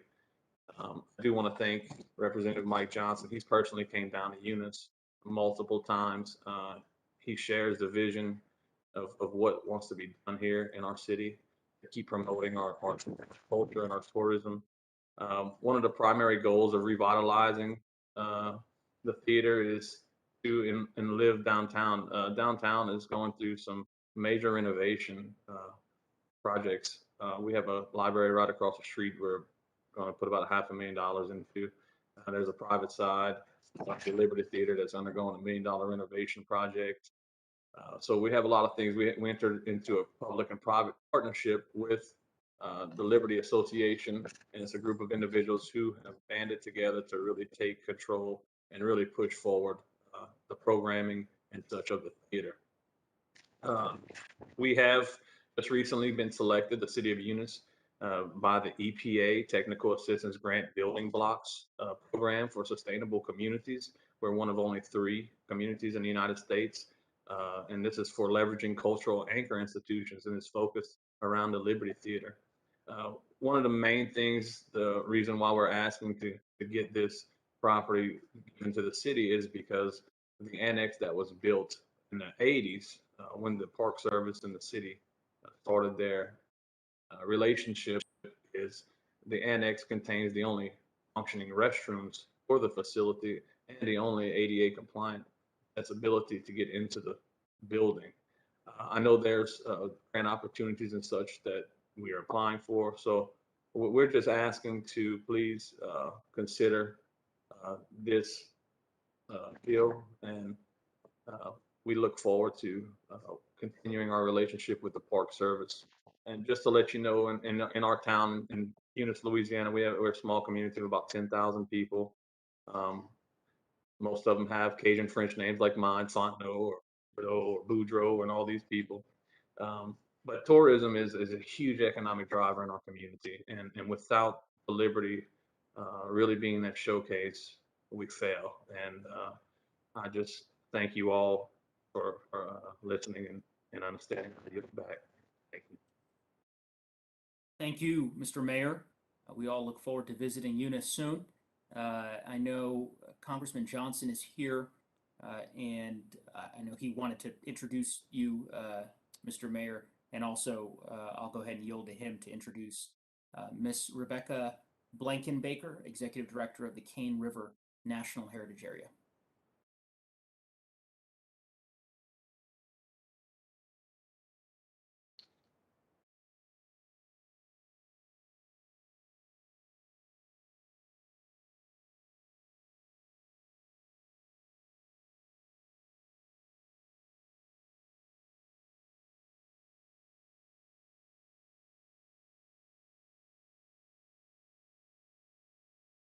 Mr. Johnson, we can see you, but we're unable to hear you. Ah, there we go. Is that a little better? That is better. Gee, I'm sorry, Mr. Chairman. All right. I appreciated hearing from Mayor Scott Fontenot. I think Mr. Fulcher was actually going to do the formal introduction, and then I was just going to ask a few questions. Oh, is that right? I'm sorry. Is Mr. Fulcher, are you going to do the introduction of Ms. Blankenbaker? Mr. Chairman, Yes, sir. am not prepared to do that, so please. Okay, well, why don't I'll go ahead and do that, and then we'll. Sorry, gentlemen. Sorry. No, that's all right. That's quite all right. Ms. Blankenbaker is the Executive Director of the Kane River National Heritage Area, and she is recognized for 5 minutes for testimony. Thanks. The floor is yours. Good morning, Chairman Neguse, Chairman Grijalva, Ranking Member Fulcher, and other distinguished members of the subcommittee. My name is Rebecca Blankenbaker, and I am the Executive Director of Kane River National Heritage Area, a congressionally designated national heritage area and a nonprofit organization that works in partnership with the Kane River Creole National Historical Park to protect, preserve, and promote the tangible and intangible cultural, natural, and historic resources of the Kane River region. Thank you for the opportunity to present testimony in support of H.R. 4648, a bill introduced by our friend, Representative Mike Johnson, to expand the boundary of the Magnolia Plantation unit of the Cane River Creole National Historical Park in the state of Louisiana. H.R. 4648 would expand the legislative boundary of the Magnolia Plantation unit of the park from 18 acres to approximately 46.1 acres. The land that would be added to the boundary is part of the historic Magnolia Plantation, which is a National Historic Landmark and is currently owned by the descendants of the original plantation owners. The property includes the main house, 7 outbuildings, and several cultural landscape features and archaeological sites. At present, the National Park Service owns a smaller portion of Magnolia Plantation, maintaining 18 acres with approximately 20 historic structures. In 1994, Congress simultaneously created the Cane River Creole National Historical Park and the Cane River National Heritage Area, the only instance of an NPS unit and a National Heritage Area being co-legislated to protect and preserve a region's cultural resources and heritage. The legislation recognized the importance of the Cane River Creole culture as a nationally significant element of the cultural heritage of the United States, and determined a partnership approach would best serve the preservation needs of the area, ensuring the vital need for cultural sensitivity and emphasizing local private-public partnerships. Located in northwestern Louisiana, along the banks of the Cane River in Natchitoches Parish, the Cane River Creole National Historical Park preserves the distinctive architecture and cultural landscapes of the only 2 intact Creole cotton plantations in the United States, and interprets the mix of cultures whose long and complex history began with Native American trade, early 18th century European exploration, and settlement in Louisiana's first Creole colony. The park celebrates the resulting cultural interaction and interdependence among Native American, French, Spanish, and Africans, as well as the subsequent development and evolution of Creole culture and plantation life along Cane River. At the height of its operation, Magnolia Plantation was the largest plantation in Natchitoches Parish, both in terms of land and in terms of enslaved peoples. It has direct connections to African American history from the late 1700s to the 1970s, from the period of enslavement to the Civil War, and from Reconstruction to sharecropping and tenant farming of the mid-20th century. Many of the enslaved individuals who lived at the plantation were responsible for the construction and continued development of Magnolia's vernacular architecture, agricultural landscapes, and material culture.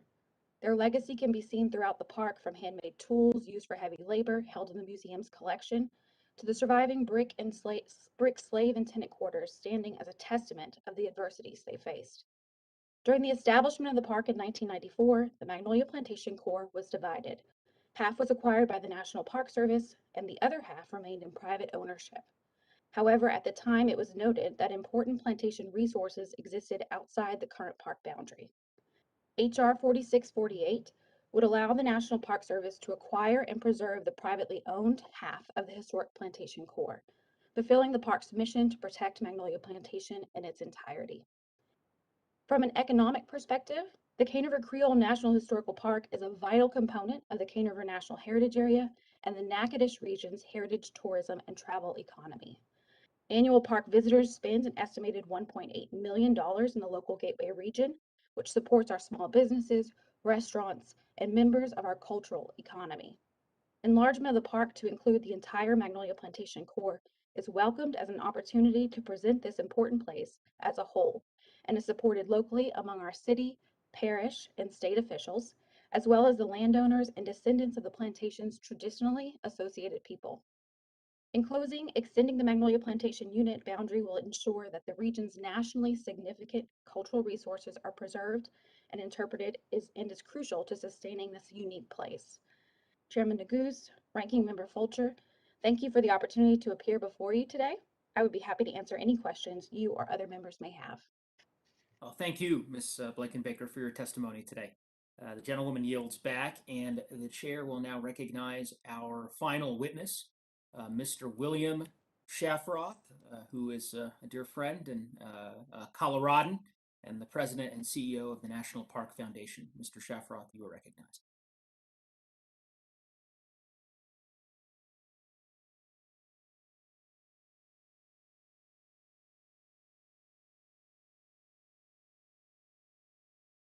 Oh, we may have lost Mr. Shafroth.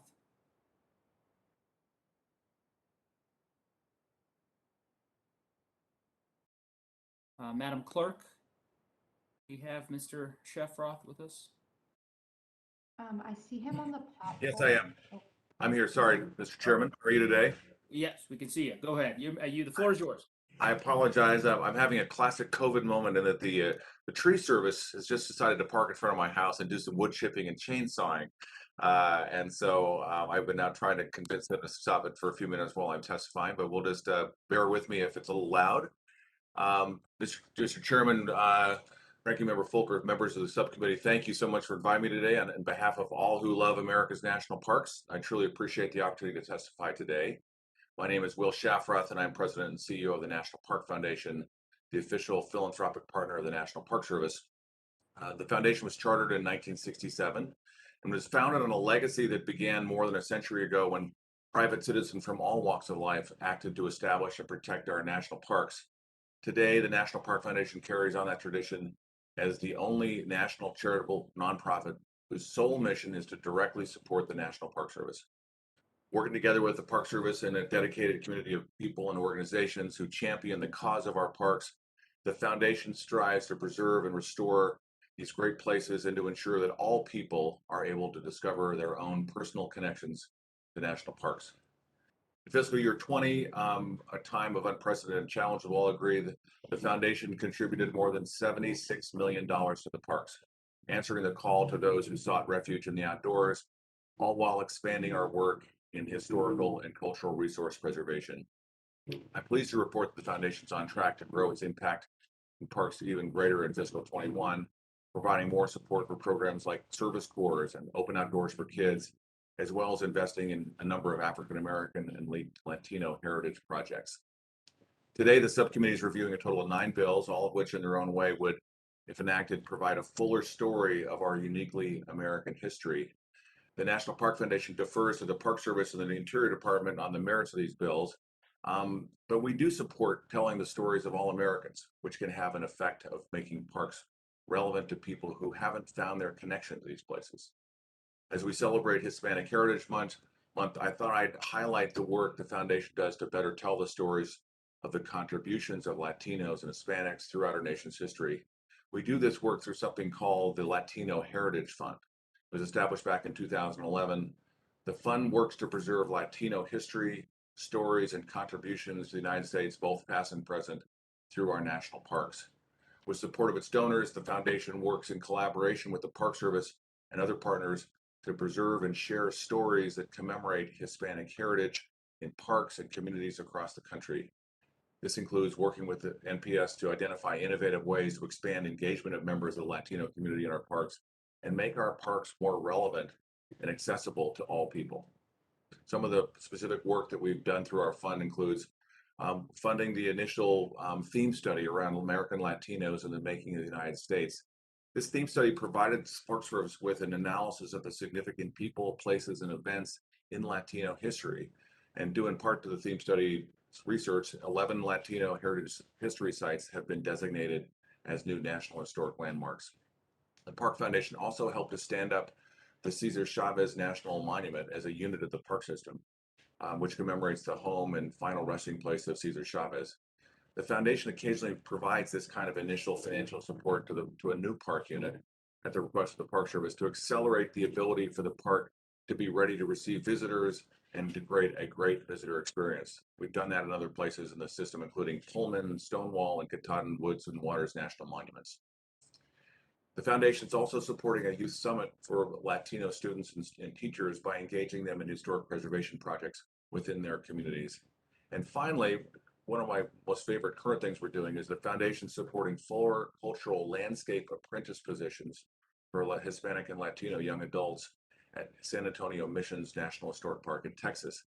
The key aspect of the work involves preserving the historic acequias, or these are irrigation canals that existed hundreds of years ago. National parks are a uniquely American idea, with places that are truly supported all Americans. And to me, they really are our common ground as a nation. With the national park system now in its second century, the foundation is committed to continuing its work with NPS to tell the stories of all Americans. I want to thank you for the opportunity to share these thoughts and look forward to continue to work with the committee, and I welcome your questions. Thank you, Mr. Shafroth, for your testimony, and as always, for indulging us with your time here at the committee. I want to remind members that Committee Rule 3, subparagraph D, imposes a 5-minute limit on questions, and the chair will now recognize members for any questions that they may wish to ask the witnesses. And I'd like to start by recognizing Ranking Member Fulcher for 5 minutes. Thank you, Mr. Chairman, and I'll go straight to Mr. Shafroth since he's just finishing up. But Mr. Shafroth, I thought it was incredible. The Park Foundation raised over $76 million last year to support our national parks. And I'm interested in further incentivizing private donations to our parks and public-private partnerships that improve our parks and save taxpayer money. Do you have any suggestions this committee may look at to further facilitate private sector support of our parks? Mr. Fulcher, that's a very good question. I can tell you that in 2021, when Congress provided a 100% deduction for donations during that year of COVID, we did see an uptick in ours and our partners' contributions at the local level. I don't know that that's something that Congress wants to repeat. That's something that's presently on our mind because we did see an uptick in contributions. I think that some of this is also just creating an efficient relationship between the Park Service and the many organizations. There are 450 groups that work full or part-time on behalf of our national parks on a day-to-day basis. And the degree to which we can find ways to allow those organizations to be even more effective in their relationship with the Park Service is going to have the practical effect of increasing the ability for donors to go and give more money. And part of this, Mr. Fulcher, is that there's an efficiency here. We can, if we raise $100,000 to support Park X, we need to make sure that the Park Service has the capacity to receive those dollars and put those programs or projects in place. And so that's all I'd say is that it's a systemic solution that we need to look at here. There isn't sort of a magic bullet, I want to tell you. Thank you, Mr. Shafroth. Appreciate it. With limited time, I'd like to know, Mr. Chairman, is Mayor Fontenot still with us? I'd like to add a question or two for him. Mayor Fontenot? Great question. Madam Clerk, can you hold the timer? We'll let you go a little over, Ranking Member. Is the mayor still with us, Madam Clerk? Yes. Great, he is. The Liberty Theater is a key player in promoting tourism to the city of Eunice. How will the Save the Liberty Theater Act help revitalize your downtown area and help surrounding small businesses? Can you elaborate on that a little bit? I know you touched on it, but if you could elaborate just a little bit, that could be helpful. So when the theater was in operating condition, and also want to add that the portion of the property that we're asking for, there's an HVAC system that sits on that property, and the HVAC system failed, and it needs to be replaced. And we're having some issues right now with the interior on mold and such. But whenever the theater was open, every Saturday night we're having a live radio show, Cajun French music radio show that was broadcast all over the world. And people would come from all over. You had tour buses come from Texas or anywhere from around the area. I live right down the same road, Park Avenue, that the Liberty sits on. And every day I'd pass by, you'd have cars from states that you would never really see a Washington license plate, like Washington State or Idaho or New York State. People come from all over. So it was thriving, and it was very helpful to our downtown and our Main Street area. And not only that, but just to all the local restaurants, the hotels, campgrounds, everything is full when that show is going, especially on a Saturday night, because we don't really have much of a draw to our area. Now, everybody, you've probably ate Cajun food before, but you really never ate it till you came down here. So, or listened to the French and Cajun music, and you might not know what they're singing, but man, you want to tap your feet and dance. So it's something that's so unique, and like our Mardi Gras that we do, everybody thinks of Mardi Gras, you think of New Orleans and beads and parades and floats and all that. Well, we have a more traditional Mardi Gras that we do down here, and it draws people from all over the world. Anthony Bourdain, everybody knows him. He done a show here. He was, so it's something that's a unique draw. And I think the last big show we had was in Mardi Gras was 2020, right before the pandemic really just hit us in the face. The building was filled with 500 people, just having a really good time and just enjoying our history and heritage. And most of those people, let me tell you, I went in the building, I didn't recognize hardly anybody in there, and I know everybody. Thank you. Thank you, Mr. Chairman. I've used my time. I yield back. Thank you. Thank you. Ranking member yields back. The chair now recognizes Ms. Talib for 5 minutes. If there's any questions. Hearing none, the chair now recognizes Vice Ranking Member Tiffany, if he is on.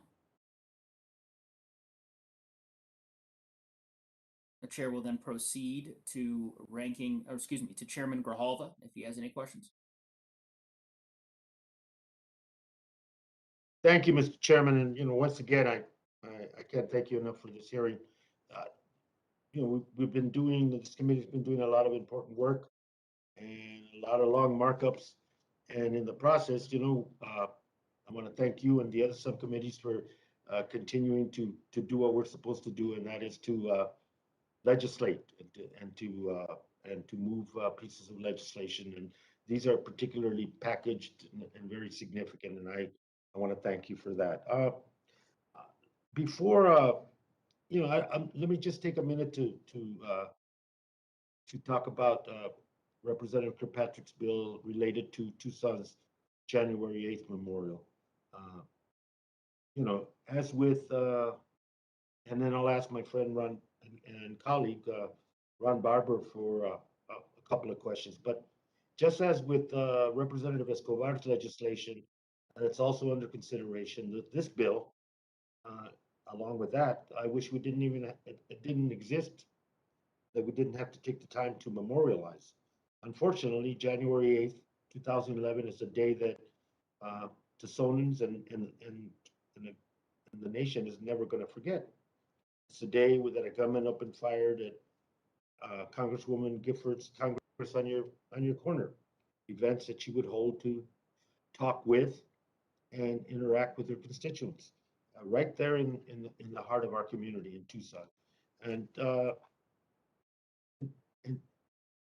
it wasn't even a random attack, if you think about it. This was an attack on civility.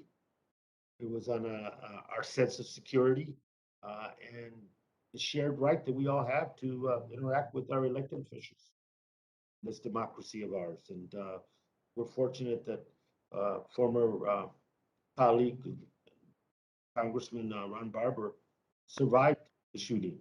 And we're honored that he's here today to discuss the importance and the significance of this memorial, not just to Tucson, but as he said in his testimony, to the impact that it has across the country.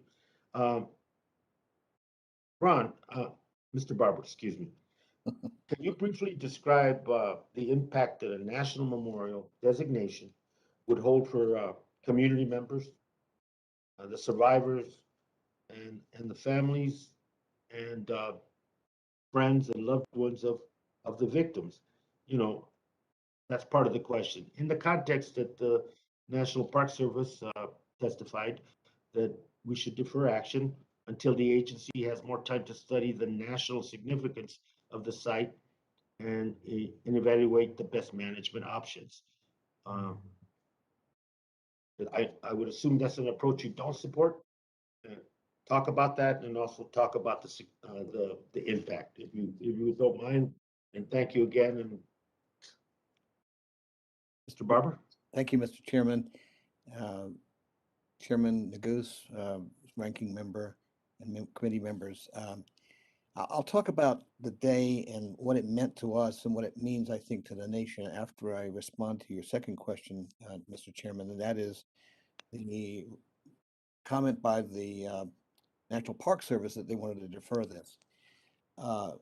I respectfully disagree. I think that when you look at what happened that day, it has national and international significance. I mean, when that shooting took place, it didn't just affect the conscience of our whole community, but it affected the conscience of our whole country and abroad. We had media from everywhere because of the significance of that terrible day.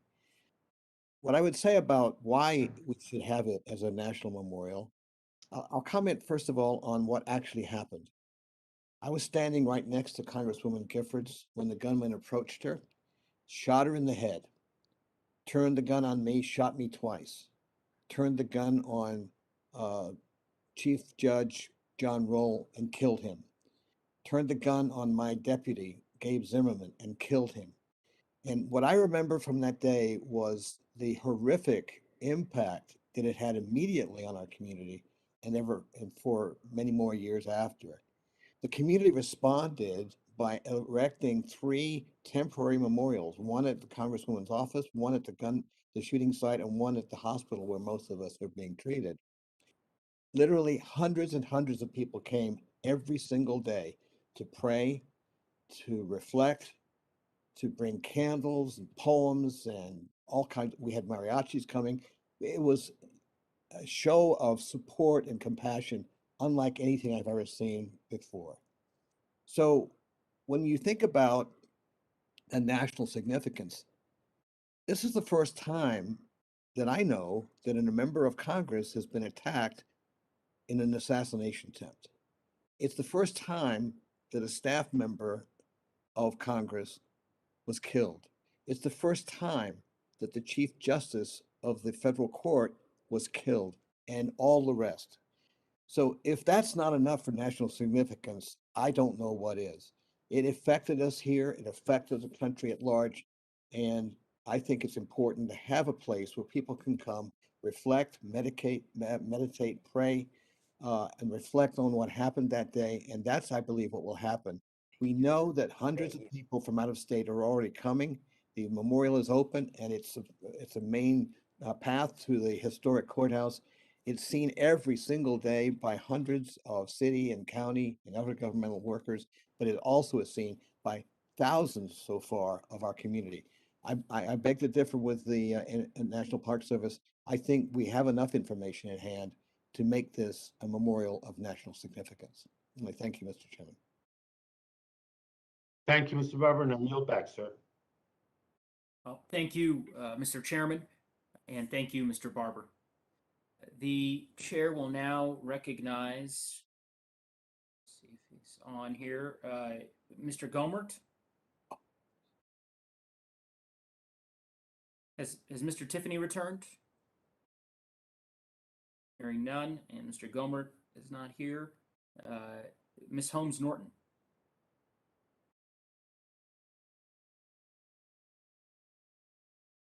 Hearing none, go to Mr. Lamborn. Yes, Mr. Chairman.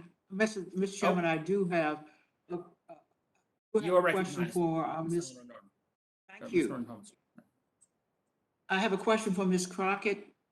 The National Capital, Ms. Crockett, is she? Yeah, I see her, I think. The National Capital Yes, she is here. Memorial You can proceed. The National Capital Memorial Advisory Commission unanimously voted to support HR 4009. Furthermore, they recommended to broaden the bill's scope to recognize all enslaved persons who were forcibly migrated through the Middle Passage, as opposed to those who may have disembarked at the Georgetown waterfront. Would you consider supporting broadening the language of HR 4009 to honor all enslaved people who came to the United States by way of the transatlantic slave trade? Thank you, Congresswoman, for your question. As I mentioned to the National Park Service, certainly. I think all should be memorialized and have a place to go to reflect, to reconcile, to heal. Thank you, Ms. Crockett, for that answer. I will see to it that as they are all memorialized, Georgetown is not left out, but is still central as you have proposed. In addition, could you please tell us more about your inspiration for a memorial honoring enslaved persons who disembarked here in the nation's capital? As I mentioned in my testimony, in the slave trade database, they mentioned or included North Potomac, which includes Georgetown University. And based on Georgetown. Based on that data, Georgetown Waterfront was designated as a UNESCO Site of Memory by the United Nations, who has submitted testimony and has been supportive throughout this project and will continue to be supportive throughout this project. Thank you. Finally, could you speak to the importance and the need for this memorial in the nation's capital in particular? Congresswoman, I think it's the least that we can do to recognize those who have given so much, for the descendants who have suffered and continue to suffer the trauma of slavery. I think it's the least that the United States can do, is to say, we recognize your pain. We recognize you. We know that you existed, instead of just brushing over and trying to forget. Thank you, Ms. Crockett, for your work. And I will do all I can to see that this memorial is appropriately remembered. And I yield back, Mr. Chairman. Thank you. The gentlewoman yields back. The chair now recognizes Mr. Johnson for 5 minutes. Thank you, Mr. Chairman. Really appreciate the hearing, and thanks for everybody's time. And had a couple questions for Mayor Fontenot, and just want to say it's great to see you by video, my friend, and you've been an exceptional witness today. We've had several discussions about the Liberty Theater, you and I, of course, and its importance to Eunice and the surrounding community, and the culture really of all South Louisiana as a whole. And of course, we love those distinctive Cajun names, my friend. We love Fontenot and Boudreaux and Thibodeau and all the rest. And America loves Cajun culture, and you're right that everywhere I go, there's some kind of Cajun meal on the cuisine on the menu everywhere. And I was in New Hampshire several months back, and walked into a diner, and they said Cajun spiced sandwich, and I thought, come on, you got to give me a break, you know. What you all export to the world is this rich culture that is appreciated everywhere. And I was wondering if you could just take a minute or two, just share a bit more today about specifically what makes the Liberty Theater so special and why it is so central to the preservation of this rich Cajun culture. Liberty is pretty much like a temple of Asian music, and a lot of musicians and such get their start there. People recognize the city of Eunice just by the Liberty Theater itself. I know that me personally, I'm a lifelong resident of Eunice. I've traveled all over. My mom is originally from Colorado Springs, and my grandparents, and they moved down when my dad met my mom from the service, and they moved down to Eunice, and they made their home here, and I actually live in my grandparents' house, which is right down the road. So to me, just being Cajun, we're proud of who we are. And if you've seen, we've had these disasters and these hurricanes, and the Cajun Navy comes out. It's a group of people. It's everybody who lives down here in South Louisiana. They get together and they really just support one another.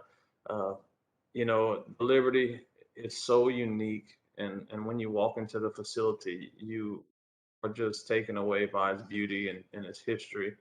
I know Representative Johnson, when you came down, and you've been here multiple times, and we thank you so much. It's just a unique place.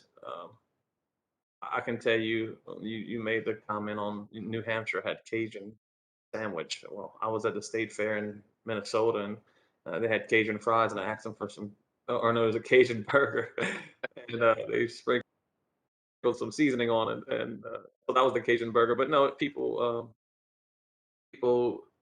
typically, if they've never been here, they just don't understand. And I welcome anybody who's on this committee to come down. And I personally invite you to come down to a live show at the Liberty Theater in Eunice. And heck, you can come down and stay at my house if you need a place to stay. That's It's Cajun hospitality. Hey, Mr. Mayor, you heard Chairman Nagu say everybody looks forward to visiting Eunice sometime soon. So I may take my friend up on that, bring him down there, show him some real culture. Yeah. So, look, I just want to say you did a great job today. I think if we get this bill signed into law, the city of Eunice takes full ownership interest in the theater and the annex. As we said, I think it really changes the odds of success of delivering on some of that restoration work that's required, and it'll be a great thing for Louisiana, the region, and the whole country. Real quick, Ms. Blankenbaker, thank you also for being on with us from the beautiful city of Natchitoches. And we've been talking about the importance of the Kane River Creole National Historic Park. What are some of those enhanced benefits that would come if HR 4648 is passed and signed into law? Thank you, Congressman, for your question. So the Kane River Creole National Historical Park and the Kane River National Heritage Area share a very unique partnership. Being the private entity that partners with the park will allow us to assist the park in long-term preservation planning and simplify the interpretation efforts. So for HR 4648 will allow, through donation, will expand the park boundaries, but will allow us to utilize our working cooperative endeavor agreement with the National Park Service, and will allow us to also seek private funding to support the preservation and long-term planning of the park. Thank you for that. And I know we have everybody, state, local leaders, various organizations. Let me name some that are with us. The Sabine Parish Tourist Commission, the City of Natchitoches Planning and Zoning Department, Natchitoches Historic Commission, Louisiana Trust for Historic Preservation. I got 18 seconds left, but I just want to say everybody's in favor of this down here. We really need to do it. And I'm really, really grateful for your leadership and your time. Mr. Chairman, we do want to bring you to Louisiana, and all the members of the committee, if y'all can find the time, I promise you it would enrich your lives and you'd see some really beautiful part of the country you may have never experienced before. Mr. Chairman, I'm out of time. I yield back. Sounds like a great field hearing, so I will take that under advisement, and I appreciate the kind offer from you and the mayor. The gentleman yields back. The chair will now recognize, I believe, Ms. Talib for 5 minutes if she has any questions.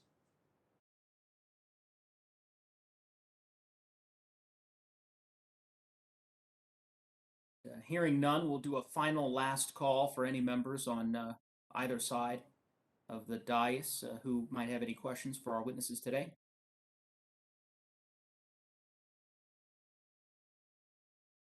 All right, hearing none.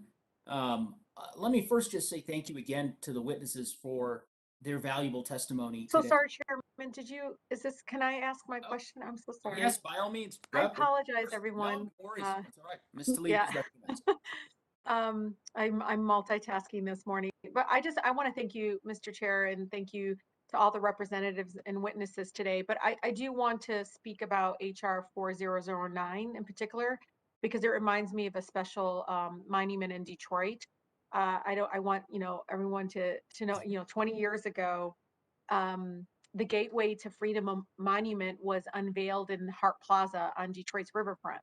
It was designed to build, as a memorial in an important role that Detroit played as a final stop on the Underground Railroad before enslaved Black folks crossed the Detroit River to freedom in Canada. And corresponding monument on the Canadian side of the river makes this an international tribute, Chairman, to the struggle for freedom and civil rights for our Black neighbors in America. I'm thankful to Detroit River Project and Kimberly Simmons in my community for raising awareness about this critical monument and working towards establishing a World Heritage Site designated for the Detroit River Freedom Corridor. So Ms. Crockett, I have a question for you really quickly. I want to thank you so much for your work and what you're doing in Georgetown to come, to really memorialize the horrors of the slave trade and to create a monument that will serve as a place of reflection and healing. Can you tell us, because I really want to learn, because I want to get us to a point like this in Detroit. I mean, can you tell us what you hope people feel when they do visit this monument in the future? Thank you, Congressional Member. I want to just let you know I only had 5 minutes, so I left out Ontario Windsor's memorial. Um, I think we all, and this is all Americans, need a place to reconcile, to memorialize, to heal, to reflect as we move forward towards a more perfect union. I think a monument would send that message that you can come there and just, as I mentioned, erase just one drop of pain, just one drop of neglect. Collectively, I do appreciate the apology by Congress in 2008. We do recognize the House's apology, but we need to move forward. And as we move forward, this memorial to me and to our committee will symbolize a place where everybody can go and start the conversation of reconciliation. No, I thank you so much. That's all I think for me, as we, again, I grew up in this beautiful, amazing city, and I think learning about some of the horrors of our history has actually made me a stronger advocate for so many of my Americans that continue to struggle with structural racism and so much more. So I just want to thank you, Ms. Crockett, for bringing this forward, and thank my good colleague for offering this bill. And of course, thank you to all my other colleagues and what they are trying to do with their bills. Thank you, Mr. Chair. I yield. Thank you, Ms. Tlaib. The gentlewoman yields back. Let me again thank her and all of the members who participated in today's hearing for their thoughtful questions, insightful questions. Certainly to the members who introduced the pieces of legislation that we considered today. We appreciate their leadership. And again, I want to say thank you to the witnesses for their valuable testimony. We've got such a great group of folks from really all across the country who testified. I know many of you had never testified before the United States Congress before today, and certainly want to assure you that you all did a masterful job, and we welcome you back again sometime soon. But we appreciate your leadership and your willingness to step forward in this civic duty that is testifying before the Congress on these important pieces of legislation. And I also want to say thank you to the ranking member, as well as the chairman and the ranking member of the full committee.